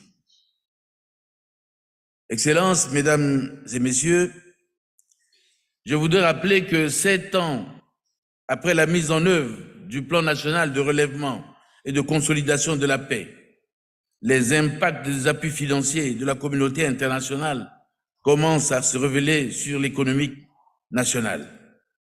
La croissance des productions agricoles et alimentaires est en hausse. Les services d'appui aux paysans se dynamisent. Les mesures politiques de réforme de la Chambre d'agriculture ont permis aux acteurs communautaires et associatifs de se transformer en coopératives agricoles, donnant un corps à un écosystème embryonnaire d'entreprises rurales. L'introduction de nouvelles ressources semencières des cultures de base telles que le manioc, le riz, l'arachide et le haricot se poursuit. Et leur diffusion dépendra des efforts d'organisation d'un système semencier basé sur la participation paysanne. Des initiatives de mécanisation, des opérations de défrichement se mettent progressivement en place pour accroître les capacités de production. Enfin, le dialogue républicain de 2021 a fixé les grands chantiers pour stimuler l'offre alimentaire nationale et rompre avec la situation chaotique de l'insécurité alimentaire et nutritionnelle, notamment la mise en place d'une banque agricole, la généralisation des achats de vivres pour le stockage en perspective des catastrophes naturelles et la maîtrise et l'utilisation rationnelle de l'eau. La transformation des systèmes alimentaires s'attellera à la réduction de la dépendance des importations des aliments et au développement des filières locales de production alimentaire de substitution aux importations, ainsi qu'à la mise en place des capacités industrielles de collecte et conditionnement des produits depuis les producteurs vers les collecteurs et les usiniers. Nous devons également concevoir des projets intégrant le financement rural des producteurs, des tracteurs, des traders et conditionnaires jusqu'au marché, et donc aux consommateurs. Pour combler notre retard en matière de recherche, nous avons besoin d'accroître les capacités humaines de recherche participative par la formation universitaire des agronomes dans les différentes disciplines des sciences agronomiques et aux technologies de la motomécanisation. Tels sont les axes de changement pour la réalisation desquels nous attendons une solidarité accrue de la communauté internationale. Je vous remercie pour votre aimable attention.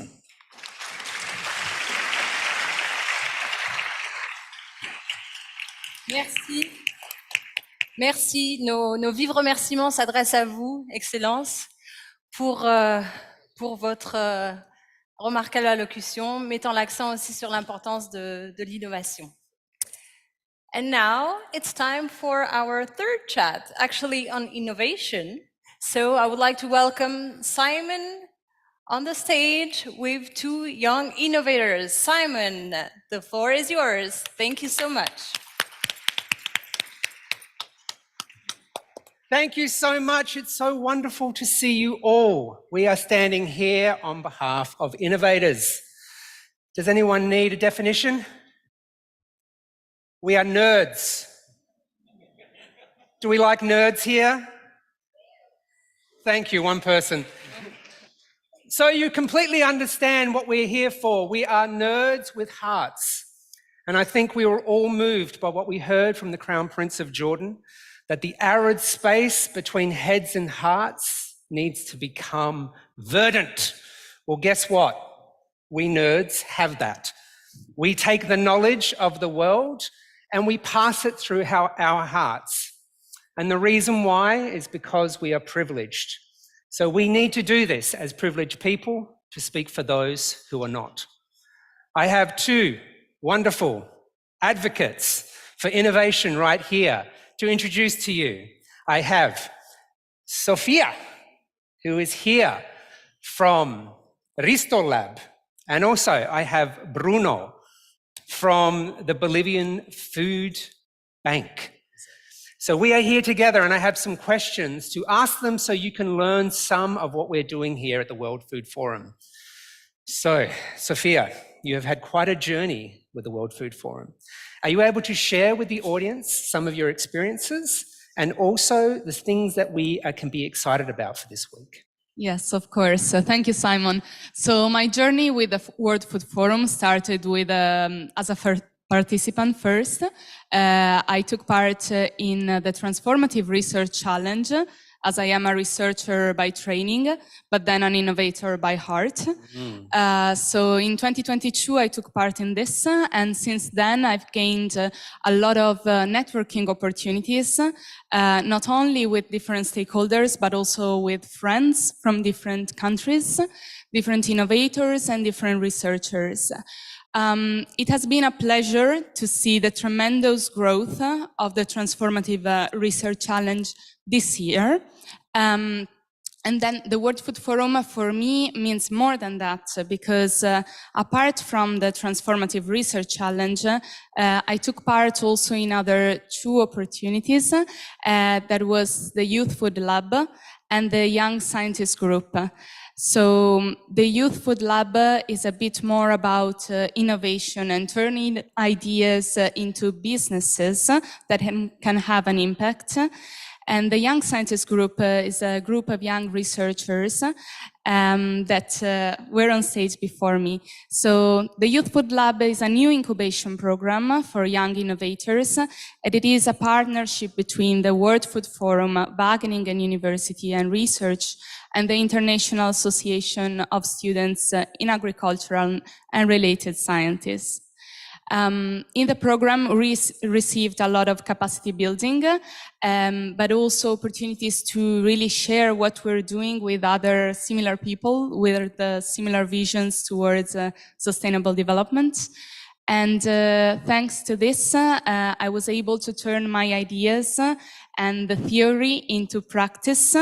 And thanks to my co-founder, Chef Amabile Cortiglia, we started Risto Lab, which is super exciting. And it's about implementing the Mediterranean diet in practice.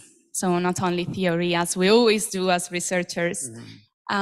So yeah, this is it. And thank you so much. And I can speak for Sophia, working with Sophia, the work she's doing is absolutely fantastic, bringing not only food, but food knowledge to the table and making the most of our privileges here. Bruno, can I say thank you so much for being here. You are an innovator, an entrepreneur, but also part of the Youth Food Lab. Can you please share with us some of your experiences on your journey? Of course. Well, like Sophia, I was extremely excited to have been accepted into the first edition of the Youth Food Lab. Even though with the Food Bank of Bolivia, we are already an established nonprofit, it was really helpful for our team. Thanks to our FAO mentor, many doors opened for us. And thanks to that, we are now working on a law that makes it so food industries can no longer destroy their surplus products and they have to donate it instead. So that's a huge win for us. Our facilitators not only provided us with information and tools to maximize our impact, but also broaden our network coming from organizations like Harvard University, Google, the Global Good Fund, and many others.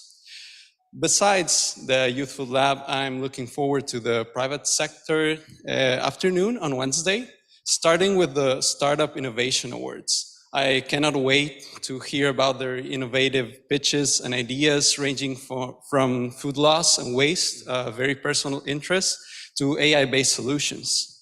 On the second part of the afternoon, we will bring both emerging startups and multinational corporations on stage. And the best part is that youth will get to join on stage to ask their questions directly to some of the companies. Besides all that, I am extremely excited about a very special session on Thursday that the World Food Forum Youth Team is organizing jointly with the FAO Hand in Hand Forum. They have invited us to pitch our initiatives to financiers, donors, and foundations, and that's just incredible. The World Food Forum is opening many doors for us, and I really couldn't be happier to be part of this community of young innovators. So you've heard it here that the World Food Forum is doing a fantastic job as an incubator for these innovators. There are plenty of things to join in this week. We have the TRC final tomorrow. So thank you so much, and over to you, Kazuki and Christina. Thank you. Thank you so much. Thank you so much, Sophia, Simon, and Bruno. And now we have another cultural break for you. Joining us on stage is the talented Atama Katama from Malaysia. Atama, the floor is yours.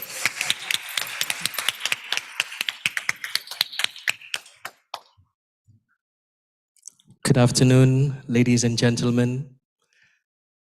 I'm here as part of the delegation of the Indigenous Peoples Youth for the first time at FAO. And after 7 years of hard work together with you at FAO, we have built our tent and we have 150 Indigenous youth from all over the world coming to speak to all of you. It's such a great pleasure. And on their behalf, let me perform to you a song in our language of Bahasa. Bahasa is a Southeast Asia language spoken by 250 million people. At this time, I would like to invite all of you to join me in my performance to dance in your heart for peace in the rhythm of Joget. Let's go! Woo! Tuan-tuan dan puan-puan, dari Malaysia, dari Nusantara, adanya Indonesia, adanya Brunei, iya. Kemusnahan hidup kita akibat penyakit tamak. Mereka yang berlomba untuk permit berlambat. Kemusnahan bumi kita akibat penyakit tamak. Mereka yang berlomba untuk permit berlambat. Kita bersuara kerana sayang, berjabat tangan, mari berjuang. Orang asal bertahan adat budaya, orang kita sayangi warisan tanah. Seluruh dunia kita sudah bersatu, merentasi benua menyambut asal dan usul. Perjuangan kita adalah untuk satu, mempertahankan tanah ibu dan adat budaya. Bumiku semakin tenang dijangkiti kuasa duit, dibuat oleh manusia yang jahil dan berhati pahit. Kerajaan seluruh dunia hanya mampu melihat saja, sesat mencari jalan bagaimana untuk mengobatinya. Kemusnahan hidup kita akibat penyakit tamak, mereka yang berlomba untuk berlambak. Kemusnahan bumi kita akibat penyakit tamak, mereka yang berlomba untuk berlambak. Kita bersuara karena sayang, berjabat tangan mari berjuang. Orang asal bertahan adat budaya, orang kita sayangi warisan tanah.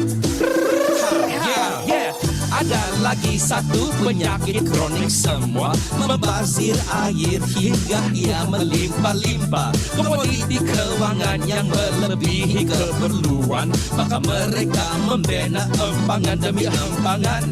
Hutan dicabul, kayu dicabul, tanah diperkosa, sungai pun menjadi kabut.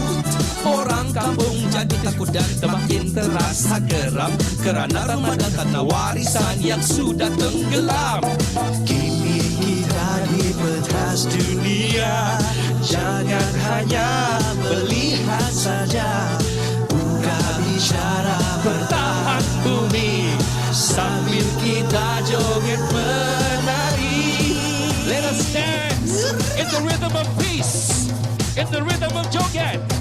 Let's give our peaceful energy to the world that needs an energy of peace. At this time, we transmit this energy of the dance from Indonesia, from Malaysia, from Brunei, from Nusantara to the world.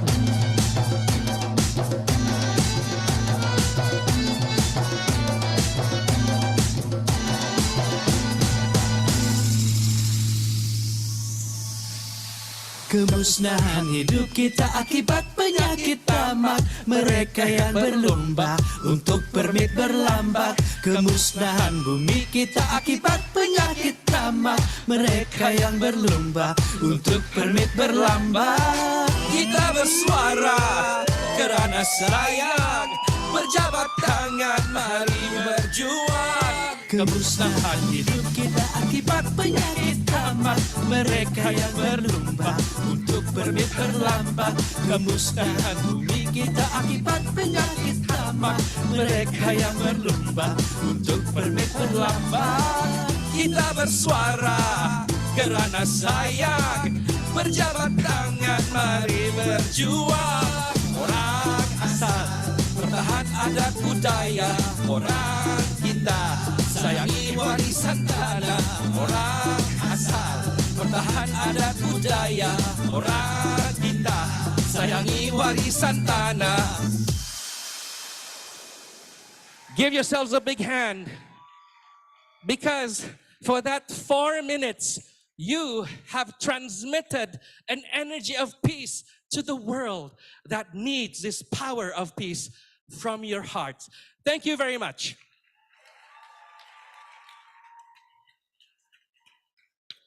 Thank you. Thank you very much, Atama, for this incredible performance. Thank you so much. And now, our next speaker will be His Excellency Abdul Latif Rashid, President of Iraq. Thank you.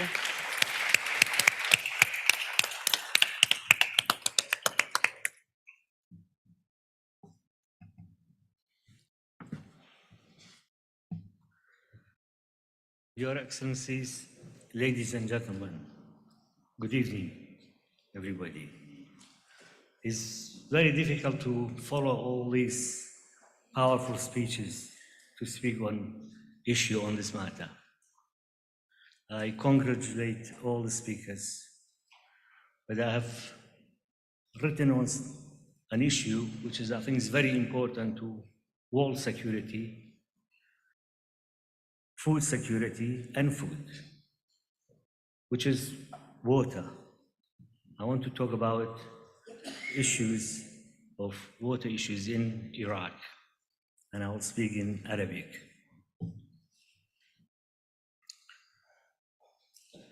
Mr. General Director, ladies and gentlemen, greetings. بداية أود أن أشكركم على دعوتكم لنا للمشاركة في هذا المؤتمر، كما أود أن أشيد باختياركم موضوعاً غاية الأهمية يربط بين الزراعة إحدى مفاصل الحياة الضرورية للإنسان والتغيير المناخي الذي ينذر بمخاطر جسيمة لعالمنا. نلتقي اليوم في هذه المدينة العريقة ذات مكانة حضارية مرموقة في يوم الأغذية العالمي الذي يصادف الذكرى 78 لتأسيس هذه المنظمة ذات أهداف نبيلة. إن الزراعة وقد مارسها الإنسان ولأول مرة على ضفاف الدجلة والفرات وروافدهما في البلاد ما بين النهرين، هي التي مكنت الإنسان من إنشاء المدن حيث تطورت حضارات العريقة. والعراق ومن خلاله مسلة حامورابي كان أول مصدر للقوانين يتناول هذا الجانب الحيوي في حياة الإنسان، كما أن أقدم معاهدة دولية بشأن قضايا المياه هي معاهدة مسيلم، أي معاهدة السلام الدائم بين مدينتين سومريتين تقعان على ضفاف دجلة، وهما لقش وأوما، وقد تم التوقيع عليها قبل أكثر من 45 قرناً، أكرر ذلك 45 قرناً.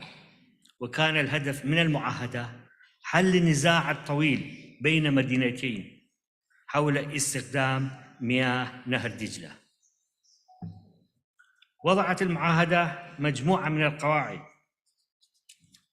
لتقاسم المياه، كما منعت الطرفين المتعاهدين من بناء السدود أو غيرها من الهياكل التي من شأنها أن تتداخل مع تدفق النهر وحجب المياه عن بلد المصب. واستطاع اليوم بفضل التطورات العلمية والعملية في مجال الزراعة أن يدرك الأمن الغذائي، وقد أسهمت هذه المنظمة في ترويج هذه التطورات، وهي مستمرة على هذا النهج عبر عديد من المبادرات، وهي مبادرات تشيد بها دول كثيرة من تنمية قدراتها الوطنية والاستفادة من برامج المنظمة ذات الصلة. يعطي العراق أهمية قصوى لأي مبادرة تنهض بواقع المائي والزراعي، ونتطلع إلى تطوير قطاع الزراعة كي نعيده إلى وضع اللي كان عليه، حين كان يسمى بأرض السواد قبل نشوب الحرب والصراعات في بلدنا والتي استمرت لعقود من الزمن. لقد واجه العالم بنجاح لا ينكر تحديات القرن العشرين من الحروب والمجاعات وأزمات الاقتصادية. والحقيقة إننا نحتاج إلى مزيد من هذه المبادرات والابتكارات والعمل الجماعي لكي نواجه تحديات القرن 21، منها النمو السكاني الذي يشكل عبئاً كبيراً على عالمنا للمواد المحدودة. إن عدد السكان العالم في التزايد مستمر، إذ تضاعفت 3 مرات عما كان عليه في الخمسينات القرن الماضي، وقد تجاوز اليوم أكثر من 8 مليار نسمة، ومن الممكن أن يصل الرقم إلى عتبة 20 مليار نسمة بحلول عام 2050 حسب التوقعات الأمم المتحدة. وكل هذا السبب ضغطا كبيرا خصوصا على قطاعي الزراعة والموارد المائية. إن ظاهرة الاحتباس الحراري وتغيير المناخ كانتا من أسباب المباشرة في انتشار ظواهر متناقضة كالفيضانات والحرائق ووصول درجات الحرارة إلى أرقام قياسية، كما تسبب في تآكل الأراضي الزراعية بسبب توسع ظاهرة التصحر. في هذا المجال يسعى العراق إلى اعتماد برنامج مكافحة التصحر وإكثار النباتات المتحملة للجفاف والملوحة والتغييرات المناخية واستخدام طاقات نظيفة والمتجددة والحفاظ على تنوع البيولوجي وإعادة التوازن البيئي وخلق بيئة مستدامة من خلال التنوع الاقتصادي وتنمية الثروتين النباتية والحيوانية فضلاً عن اعتماد الطرق الحديثة في الري. إن الأمن الغذائي مرتبط ارتباطاً وثيقاً بالأمن المائي، ونعاني اليوم من شحة المياه ولأسباب عديدة أهمها حجب المياه بسبب السدود العديدة التي أقامتها دول المنبع المجاورة، وعدم وجود اتفاقيات دولية أو ثنائية بين البلدان. وأنا أركز على هالنقطة، عدم وجود أي اتفاقيات ثنائية أو دولية لحل مشاكل المياه. تضمن حق الجميع في حصص مائية العادلة، بإضافة إلى أسباب طبيعية أخرى المتعلقة بالمناخ كانخفاض معدل تساقط الأمطار وارتفاع درجات الحرارة. وفي هذا السياق يجب التذكير إن ما يسهم في تخفيف حدة هذه الأزمة وتجاوزها هو في تحملنا جميعاً المسؤولية والشروع في عملية شاملة لتحسين إدارة المياه وفق النظم والآليات الحديثة، مع الحوار المستمر مع دول الجوار من أجل توصل إلى خارطة طريق مشتركة من خلال المعلومات الفنية حول تبادل الخطة التشغيلية المتعلقة بكميات وتوقعات إطلاق المياه، بغية الوصول إلى اتفاقيات نهائية تضمن حقوق الجميع في حصص مائية عادلة. إن حل أزمة المياه ضرورية لا يمكن الاستغناء عنها من أجل مستقبلنا، وسواء كانت المياه فائضة أو قليلة للغاية أو شديدة التلوث فهي تشكل تهديداً يتفاقم جراء تغيير المناخ، وهذا بدوره يشكل تهديداً لاقتصادات الدول ويشجع على الهجرة وقد يوجد صراعات. نحن بحاجة إلى إجراء عالمي من أجل تحقيق نمو للموارد المائية قادرة على الصمود وتحقيق الأمن الغذائي. وعلى الرغم من التقدم الحاصل فإننا متأخرون في تحقيق أهداف التنمية المستدامة المتعلقة بالمياه التي توفر مباشرة على التنمية الشاملة، التي تؤثر مباشرة على التنمية الشاملة، خصوصاً مع المعلومات التي تشير إلى أن بحلول عام 2030 لن يحصل أكثر من 1.5 مليار إنسان على مياه الشرب.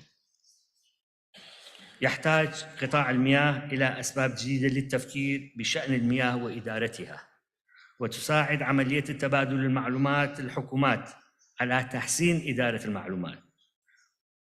المعلومات المائية من أجل تعزيز كفاءة وتقليل الهدر والضائعات المائية في عالم يزداد اضطراباً ويعاني من ندرة في المياه.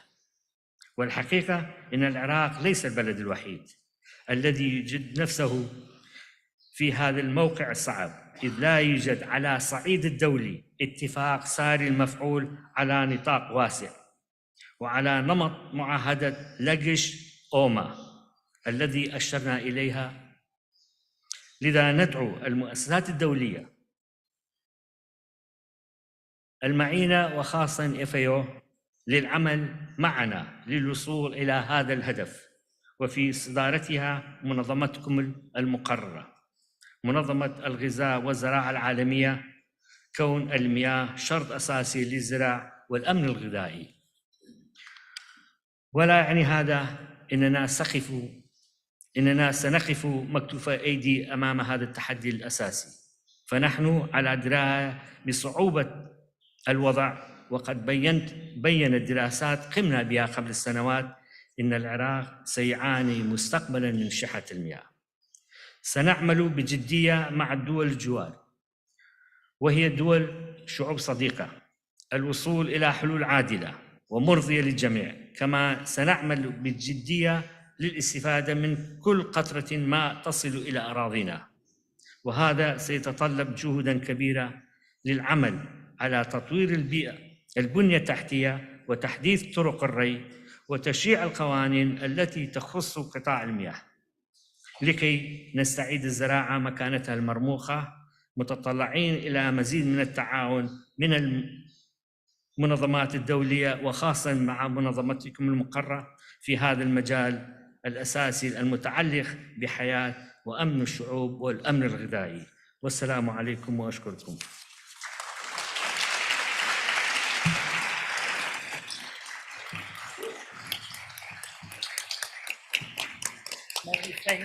Many thanks, Your Excellency, for your insightful address. And next we have another very short youth chat. And this one is with an extremely special group that we all cherish amongst us, young farmers. And we all know that young farmers are pivotal for the future of our agri-food system. So Pramisha, over to you and to the two young farmers who are representing different views on the current challenges. Over to you. Thank you so much, Kazuki. Hello, everyone, and good afternoon. Oftentimes, when we discuss agri-food systems transformation and agri-food system transformation policies, we fail to include the voices of farmers, especially young farmers, including young female farmers. So I'm here today with two young farmers who are doing a lot of grassroots work in different capacities, and I'm excited to listen to them as you are. First, I want to hear from Fulbert. Fulbert Marzong is from SARD, and he represents PROPAC, a regional farmers organization in Central Africa. PROPAC is also a member of Old World Farmer. Fulbert, please tell us, why do we talk so much about unemployment and food insecurity in Africa? Ok, c'est un plaisir pour moi de prendre la parole ici pour parler de jeunes producteurs agricoles. Et je trouve que c'est un immense plaisir. Alors, les chiffres concernant le chômage en Afrique sont très alarmants, avec chaque année plus de 10 millions de jeunes qui rejoignent le marché de l'emploi selon l'UNESCO.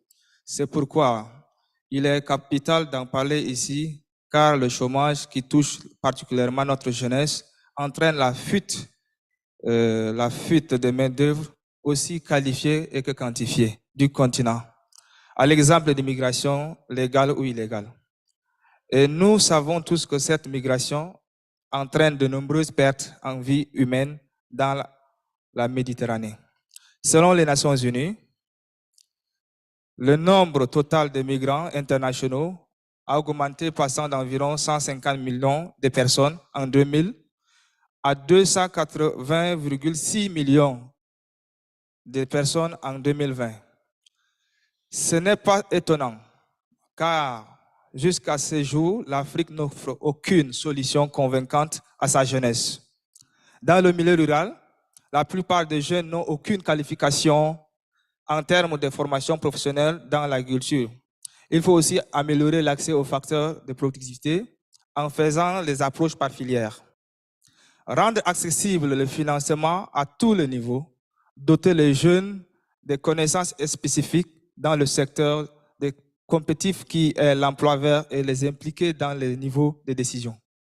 Au sujet de l'insécurité alimentaire, là où la jeunesse pourrait être une force pour lutter contre celle-ci, il faut comprendre que peu de jeunes se donnent à l'agriculture parce qu'il y a un faible taux d'accès au financement. Et ceux-ci présentent des taux d'intérêt très élevés. Il y a également trop de conflits qui entraînent l'insécurité sociale, un faible accès à la terre et à l'énergie, sans compter la perturbation de la pluviométrie due au changement climatique. Tout cela signifie que la politique africaine a échoué. Pour finir mes propos, je dirais que la jeunesse africaine a très bien compris ces problèmes et souhaite se faire entendre lors de telles occasions données par la FAO pour apporter et discuter des propositions capables de l'aider à relever en tant que jeunesse rurale les défis du système alimentaire. Cela ne pourra se faire sans la collaboration multi-acteurs, gouvernement, les organisations paysannes, agences des Nations Unies. Maintenant, à l'élaboration et la mise en œuvre de politiques socialement justes et environnementalement durables pour soutenir l'agriculture familiale, en accordant spécialement aux jeunes agriculteurs et agricultrices toute l'attention et la place qu'ils méritent. Je vous remercie. Thank you, Fulbert. As you said, environmentally sustainable and socially just agri-food system policies, it's essential to empower and support young farmers. Now I turn to wonderful Josiane Irakarama from Rwanda, who represents the World Farmers Organization and also Ingabo Farmers Syndicate. Josiane, you are a young female farmer from a developing country who is advocating both locally and internationally in support of farmers all across the world. In your opinion, what can be done to empower young farmers and boost their potential as agents of change towards sustainable agri-food systems transformation? Thank you so much for your question. As young farmers, we are fully committed to the development of more sustainable and fair, resilient agri-food systems at all levels. However, for this to be realized, it is essential to take into consideration the needs, the challenges, but also aspirations, efforts, and ambitions of the new generations. We young farmers are the present and the future of the farming sector, and being this a crucial role into our planet, I think we are essential actors in this game. We are already doing a lot in our countries, in our organizations, bringing innovation and fresh air into agriculture. However, there are undeniable challenges that we face worldwide that require attention, such as accessing resources like land, finances, and infrastructures, conflicts leading to food insecurity, climate change impact, rural and urban divide, market accessibility, and finally, education and capacity building. You know, knowledge is power. Therefore, we acknowledge the organizations that are already taking a lead into empowering the youth, such as the World Farmers Organization, through its high capacity building program, namely the Gymnasium program that aims to transform young farmers into future great leaders in agriculture. My request today, as we go through these different sessions and discussions during this World Food Forum 2023, I would like to ask everyone gathered here today to take into consideration and keep in mind that the fate of whether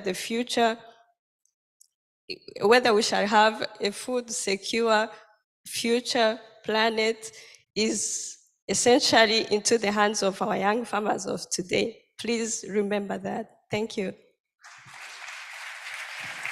What a powerful quote to end this chat, Josiane. As you both mentioned, we can't truly transform the agri-food system transformation without working and supporting young farmers from all regions and from all backgrounds. Thank you so much both, and I hand over the floor to Kazuki and Christina. Thank you so much. Thank you.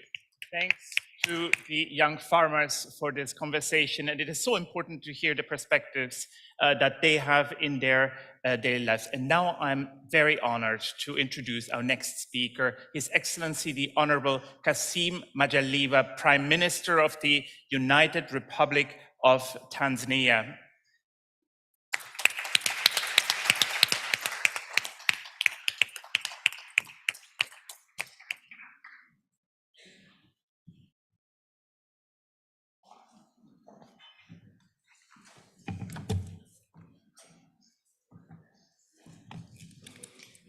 Honorable Dr. Q Dong Yu, Director General of FAO, the host of World Food Forum 2023, Excellencies, heads of state, government officials, I understand the presence of ministers and other officials from the government, distinguished participants, ladies and gentlemen. I have the honor to deliver this statement on behalf of Her Excellency Dr. Samia Suluhu Hassan, President of the United Republic of Tanzania, who deeply regrets her inability to attend this crucial forum because of other equally pressing national commitments. Mr. Chairman of this forum, at the outset, I wish to commend the Food and Agriculture Organization, FAO, and the government of Italy for their initiative to convene this meeting at this important juncture. This gathering provides us with an opportunity to deliberate and seek solutions for transforming our agri-food systems with a view to achieving the sustainable development goals. The government of Tanzania supports and greatly commends on the dedication and successful efforts of Food and Agriculture Organization to ensure food security to mankind. In the same vein, I thank the government and the people of Italy for the warm hospitality extended to me and my delegation since our arrival in this beautiful and historical city of Rome. Excellencies, let me share with you on Tanzania experience on agri-food system, innovation, and food security. Tanzania has attained more than 100% of food self-sufficient ratio for over 2 decades now. The agriculture sector in the country has been growing at an average of 5% annually, while contributing 26.2% to the gross domestic product and 24% of export earnings.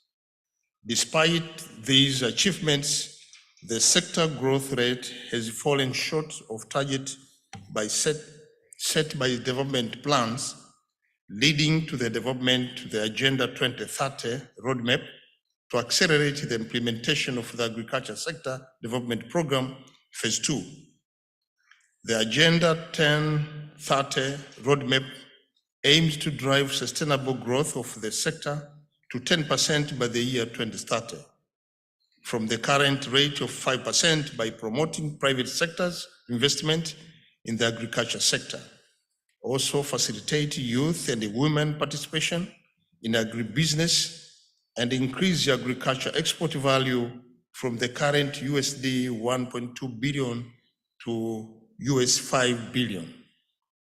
Excellencies and delegates, to achieve these ambitious targets, the government of Tanzania is investing in key priority areas such as irrigation and water efficient technologies, increased access to agro input, improved seeds production, research and development, concretizing application of digital technology in extension services, harnessing potentials of blue economy, storage and market infrastructures, and agro-processing. Given the priorities, the government has increased budgetary allocation for agriculture sector from $88 million in 2020 to 2021 to $420 million in 2023-24. Excellencies, the government of Tanzania has embarked on setting scale-up infrastructure development, including railway, road network, rural electrification, and investment in agro-import industries such as fertilizer. In addition, the government has also leveraged on digital technology by scaling up the use of digital technology for planning, monitoring and evaluation, extension services, marketing, as well as payment system, business support services such as information to farmers via mobile platforms. Youth and women are central to our sustainable food system transformation.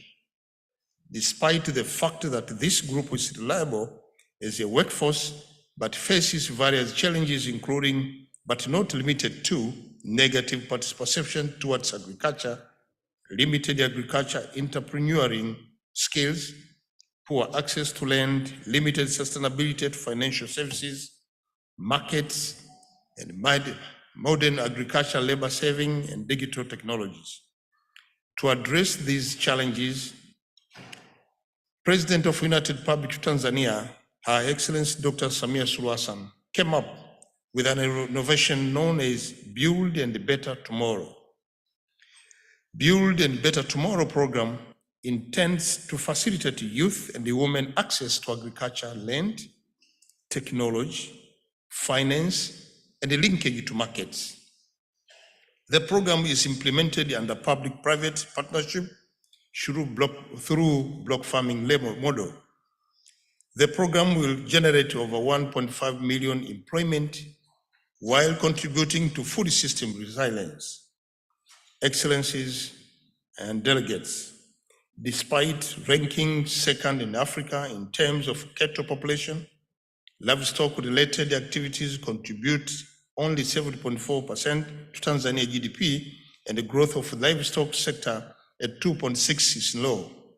This growth largely reflects increases in livestock numbers rather than productivity gain.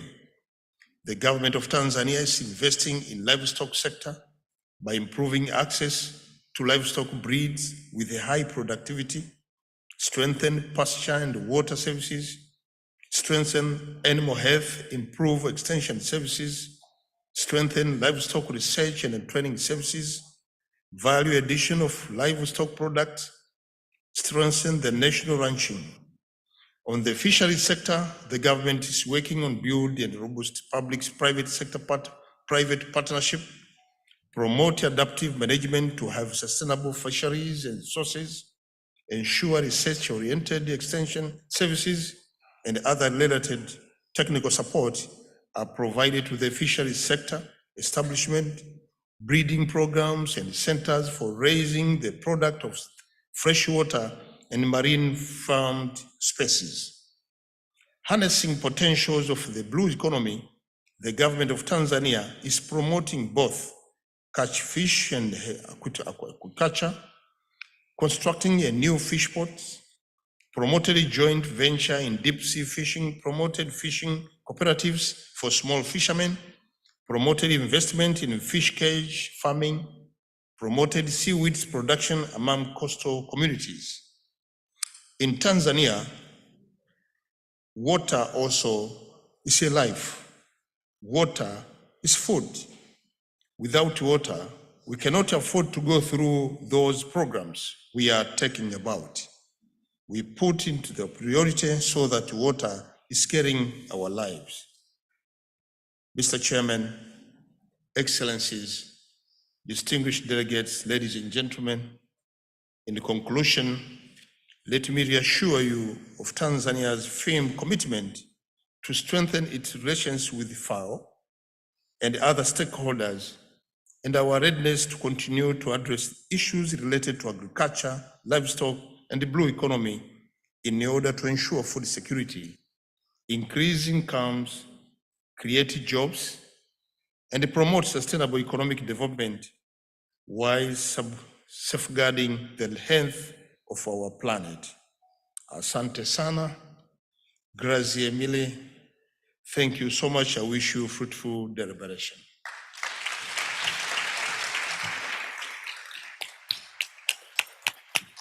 Thank you. Thank you. Thank you, Your Excellency, for your inspiring words. And thank you also for recalling that youth and women are key, are central to agri-food system transformation. And now I'm happy to introduce our next and last youth chat. So I see Soraya, so over to you. Soraya Sendeg. Thank you so much, Christina. Well, it's amazing to be here today. This year, the World Food Forum coincides with the UN Global Indigenous Youth Forum. I think you might have seen some indigenous stands outside. I'm honored today to be with these two inspiring indigenous young women, Jessica Vega and Martin Yumon, two of the leaders of Global Indigenous Youth Caucus. For my first question, I would like to hear from Martin. Please, Martin, can you tell us a little bit more about the UN Global Indigenous Youth Forum? So the UN Global Indigenous Youth Forum is the only high-level forum in the UN dedicated for indigenous youths, and it's a biennial forum. So this is the second time we're having it, and since its inauguration in 2021, it's been hosted by Food and Agriculture Organization. This year, we are expecting around 170, of course, the official forum begins tomorrow, and they're flying from all the different countries and 7 socio-cultural regions of the world.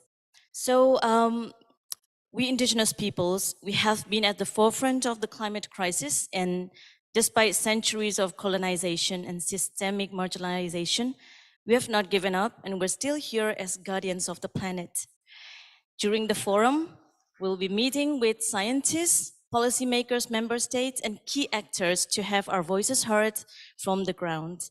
We are here to learn together, to share our struggles and challenges, as well as present and offer our experiences, best practices, knowledge, and game-changing solutions for our agri-food systems. We are a future rather than just guardians. And the Director General rightly mentioned in his opening speech also, saying that indigenous food systems and knowledge are at the center of our civilization. I'm sure you agree with me all. So I really hope, we do hope that you will join hands with us in transforming our agri-food systems and creating a sustainable world. Thank you so much, Martin. Jessica, I heard about your campaign, My Food Vision Is last year. What can we expect from this year? Bien, no podemos tener una visión alimentaria si nuestra mirada no es colectiva. Por eso, el día de hoy, los miro a todos. No podemos ser la semilla del cambio y la transformación de los sistemas alimentarios si los mensajes de la Madre Tierra y de la juventud indígena no son escuchados.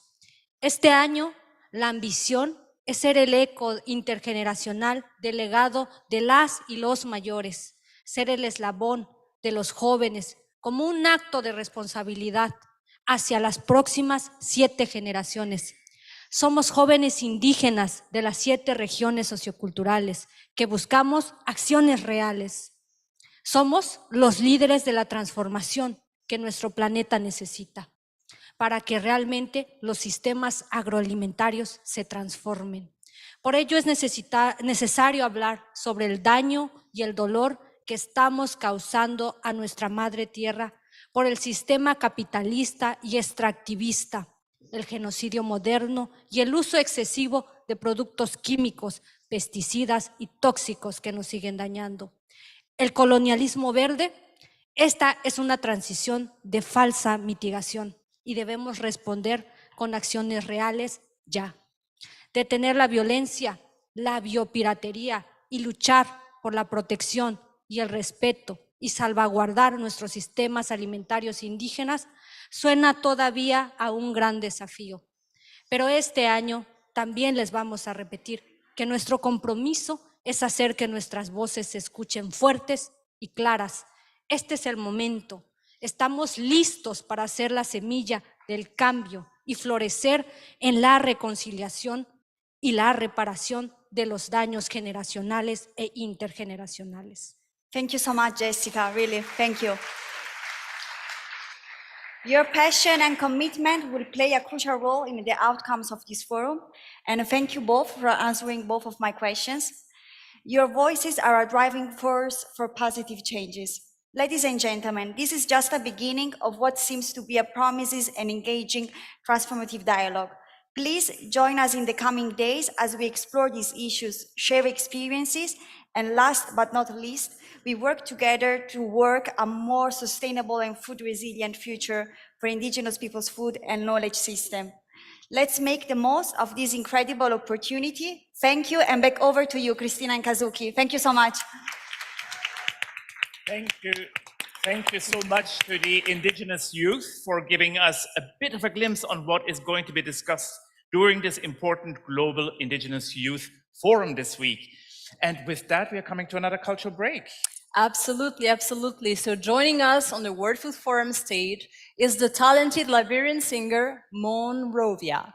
So Monrovia's music, yes, fan already, has been described as the culmination of his personal experiences blended with empathy for experiences of others. So I'm sure you will definitely enjoy his performance. We are really, really happy to have Monrovia today on stage. And I hope that you will enjoy his music as well, really. So Monrovia, please join us on stage. Yes. Yeah.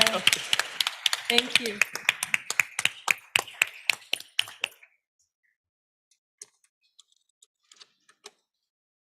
Hey everyone. This song I'm about to sing is called Big Love Ahead. Just being here for today, I've seen all the work that you all have put in for this event and just for what you believe in and for the world. So I hope to encourage you and that you know that your work is not in vain. Big love ahead.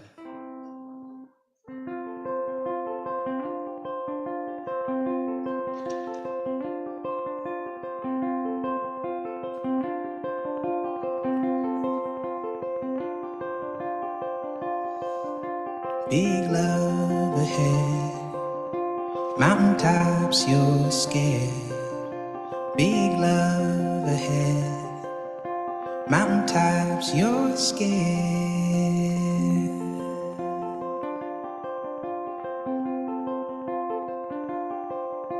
Big love ahead, mountaintops you're scared. Big love ahead, mountaintops you're scared.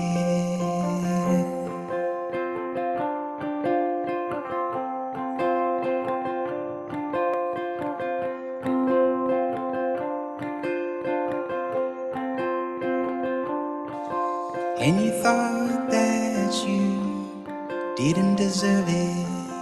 Well, you're wrong. And you've got so much on your shoulders. Stay strong. And you thought that you didn't deserve it. Well, you're wrong. And you've got so much on your shoulders. Stay strong.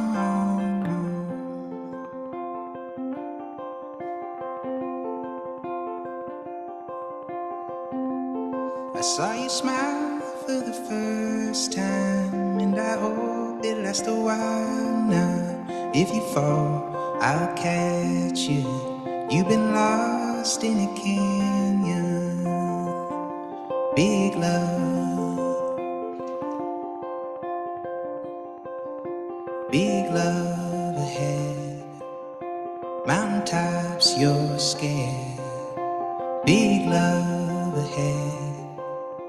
Mountaintops you're scared. Big love ahead. Mountaintops you're scared. Big love ahead. Mountaintops you're scared.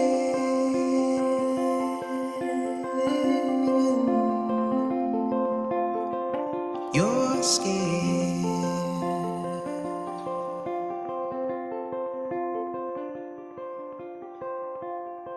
And you thought that you didn't deserve it.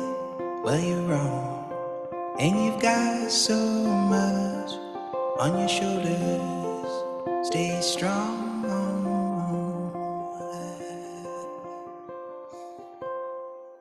Thank you very much.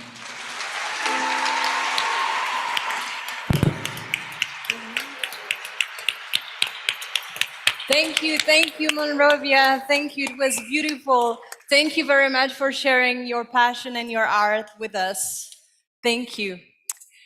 And now we will hand over to His Excellency Dr. Lote Tshering, Prime Minister of the Kingdom of Bhutan, who is joining us online. I hope the connection is ready and we will be listening shortly. Yes, you have the floor. Thank you so much. Well, thank you very much. Excellencies, distinguished delegates, ladies and gentlemen, allow me to convey the warm greetings of my king, our queen, and people of Bhutan. I'm delighted to address this opening of the World Food Forum today. And I also take this opportunity to extend my sincere congratulations to Dr. Chi Dong-ju for putting this event together. And though belated, I also would like to offer my congratulations for your reappointment. Bhutan looks forward to being benefited from such initiatives and also offer our unconditional support wherever necessary. I'm very sorry for not being there in person, but Bhutan is aptly represented by my Agriculture Minister and a team of relevant officials, experts, and youth group too. But I'm still very happy to be part of this forum, especially when everyone is feeling the pinch of food inflation these days. Ladies and gentlemen, I would like to share with the gathering that Bhutan is undergoing an extraordinary reforms, a process my king initiated soon after the pandemic. The National Transformation Initiative also look at food production and sufficiency as a critical component. Through the reforms, we are trying to solve the uncomfortable combination of almost 43% of our employment being in agriculture, but which has only about 14% share of our GDP. We're also trying different initiatives on the ground. One such is the Million Fruit Tree Project. This entails planting 1 million fruit trees every year. We have done it for the last 2 years so far. This was pursued under the Royal Command for primary nutritional care of the citizens and also to supplement their family income. We're also revisiting our nutrition policy. For now, not many of our university graduates are willing to go back to the farms. If you're not able to apply the advancing technologies in agriculture, it will be impossible task to encourage young minds in the agriculture sector. The biggest challenge for Bhutan is the high cost of production because of a geographical terrain, human-wildlife conflict, and least mechanization. For us, we aspire to become a high-income nation as soon as possible, while deeply rooted in a development philosophy of gross national happiness, which is based on the principles of interdependence, thinking beyond oneself. It is more relevant at a time when the world is facing challenges around food security, triggered mainly by the pandemic and geopolitical situations. Ideally, we should be talking about nutritional requirements and addressing nutritional poverty in our inclusive agro-food system. But very sadly, we are still talking about hunger and basic needs in this day and age. Initiatives like Hand in Hand will go a long way in solving our hunger and eradication poverty. We must work together to bring about solutions to food sufficiency, not just for one's country, but also for the entire global community. It means each one of us must produce enough to share and be shared, which is the core values of our gross national happiness. Ladies and gentlemen, moving forward, my colleagues who are attending the forum in person will present an investment plan of about $73 million for Bhutan's priority commodities. Our proposal also has provisions to include private sector participation in agriculture and food production. I'm hopeful that we will receive our support in this initiative that is expected to directly benefit almost 10% of Bhutan's population. While we have the natural advantage of water availability and other required conditions, we also offer you the trust and confidence to invest and work with us. In closing, I would like to once again reiterate the fact there is urgent need to enhance our resilience against climate change, as well as accelerate an adoption of modern technologies and sustainable farming practices.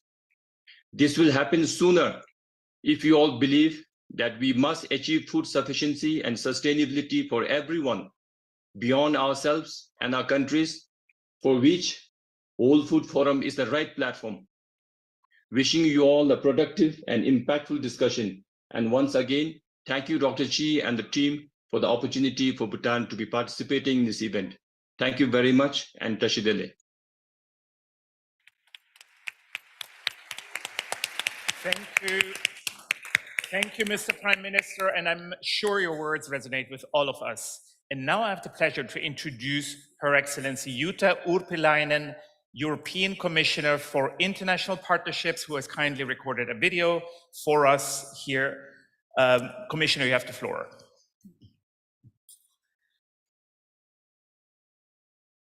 Dear World Food Forum participants, dear young people, I started as a youth activist and I'm a teacher by profession.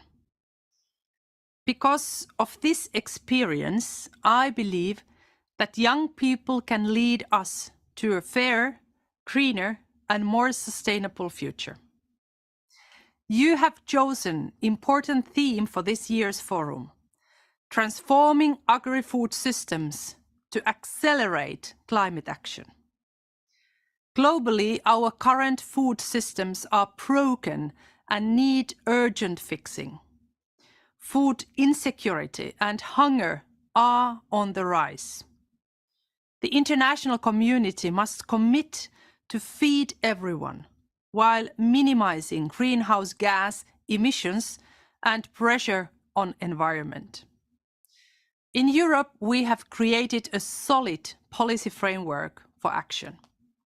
One of the flagship initiatives of the current European Commission is the European Green Deal.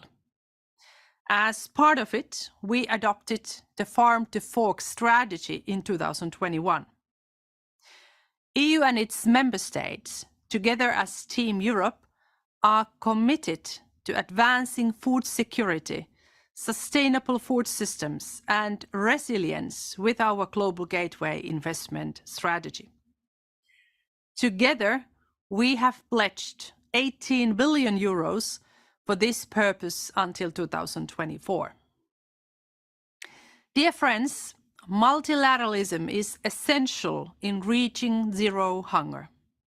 As demonstrated by the Food Systems Stocktaking Moment and the SDG Summit, the EU stands ready to work with partners. At COP28, we will discuss links between climate action and sustainable food systems. And I'm happy to announce that the EU will organize a side event on education, youth, and climate change.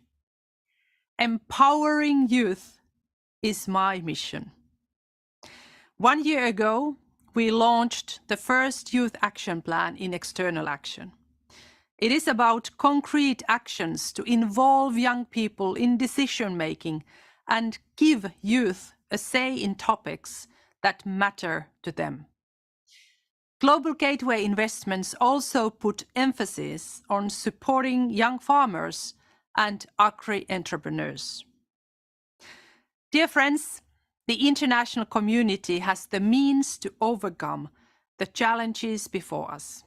With your vision, commitment, and collaboration, I know we can. Thank you. Thank you so much, Commissioner, for your address. Thank you. And thank you to all the esteemed speakers who have spoken here today.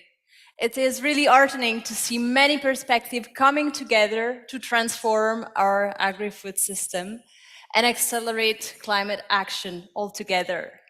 And this marks the conclusion of this year's grand opening of the World Food Forum. But I invite everybody to head downstairs now to the atrium that's on the ground floor of this building to see and explore the exhibition that is happening. There is also an Indigenous youth territory that has been built outside of the atrium. And of course, that is also welcoming all the guests that are here. And they will also start with the opening of the Global Indigenous Youth Forum. And then a bit later today, not much later, but a bit later will be the Global Youth Forum opening.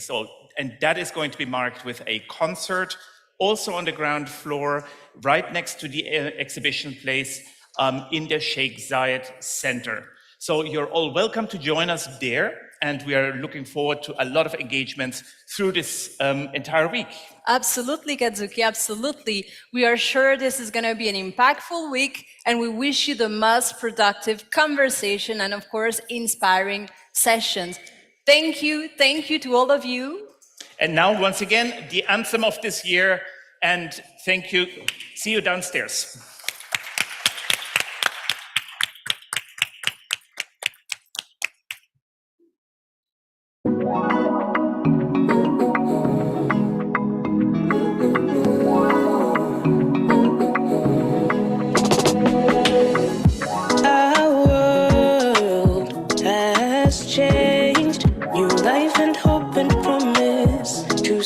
Sustain, but what always remains is young people leading ways. Quiet Tino Shanda, Tino Rarama, Nika Ino, Shinoreva Kutitese Tine Basa.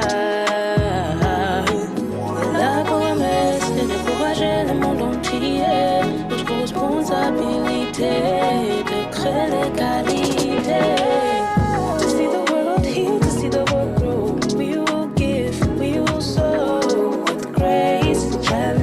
We embrace to